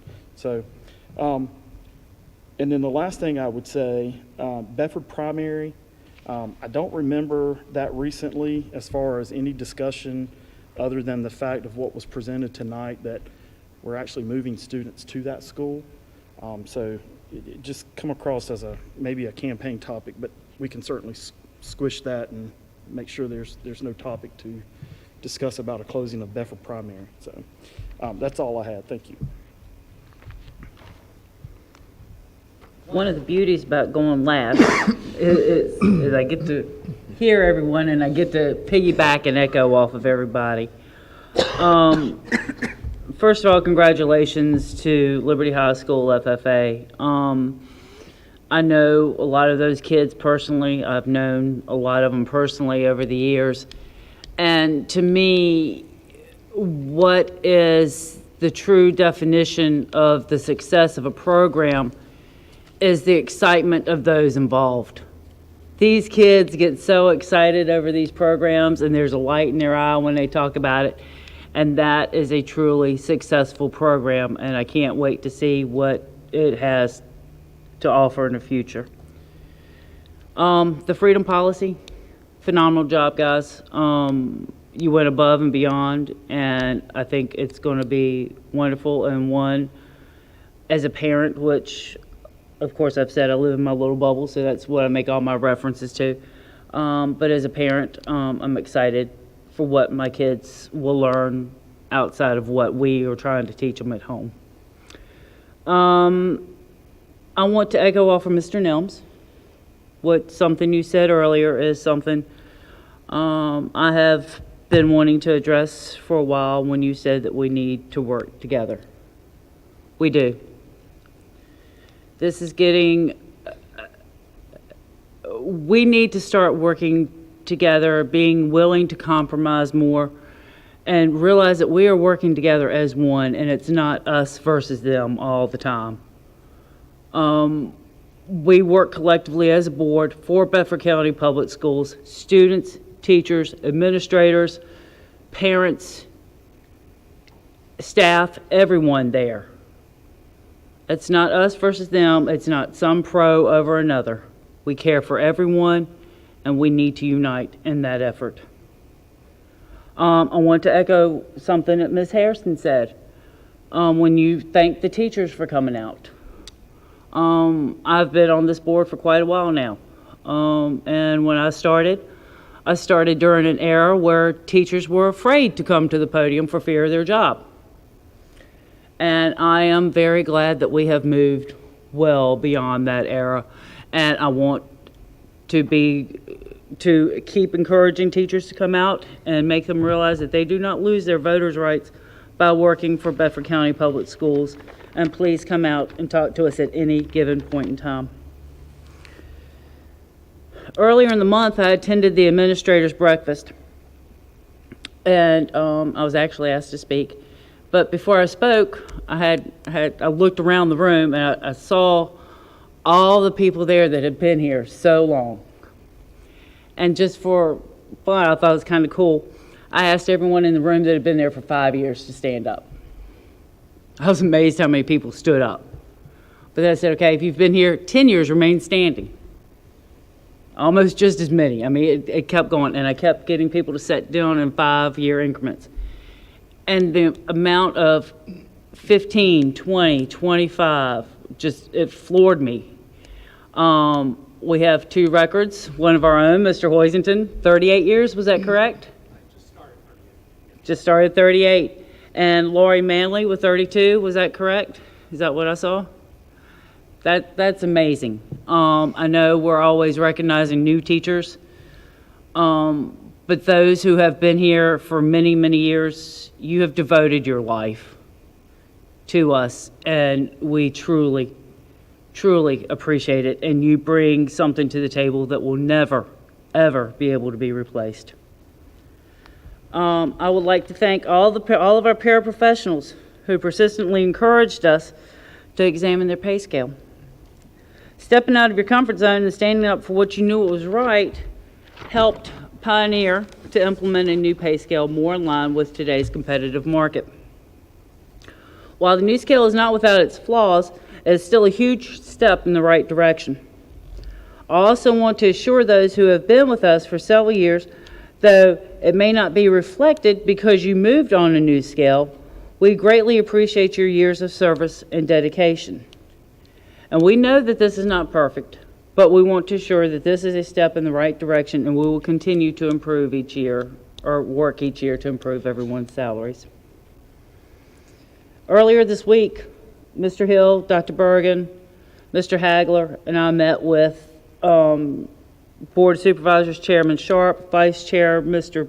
Tuck, County Administrator Robert Hiss, in a meeting, and we discussed the CIP, the enrollment issues, safety concerns, broadband, and one positive that came out of that to me, we didn't have a lot of time to delve deep into all the different topics.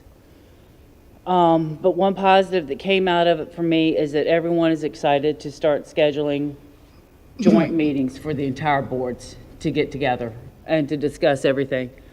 We haven't had that in years, and I'm looking forward to getting that going again. And we should be in touch within the month to come up with some available dates for one coming up really soon. So I'm excited that they are actually willing to listen to us again. And thank you for indulging me for being long-winded tonight. I appreciate it. And do I have a motion to adjourn? Okay, that was a tie. Who wants credit? Ms. Harrison. I have a motion from Ms. Harrison, a second from Dr. Mealy. Any discussion? All those in favor signify by saying aye. Aye. Opposed? Motion carries. Meeting's adjourned. Thank you all for your time.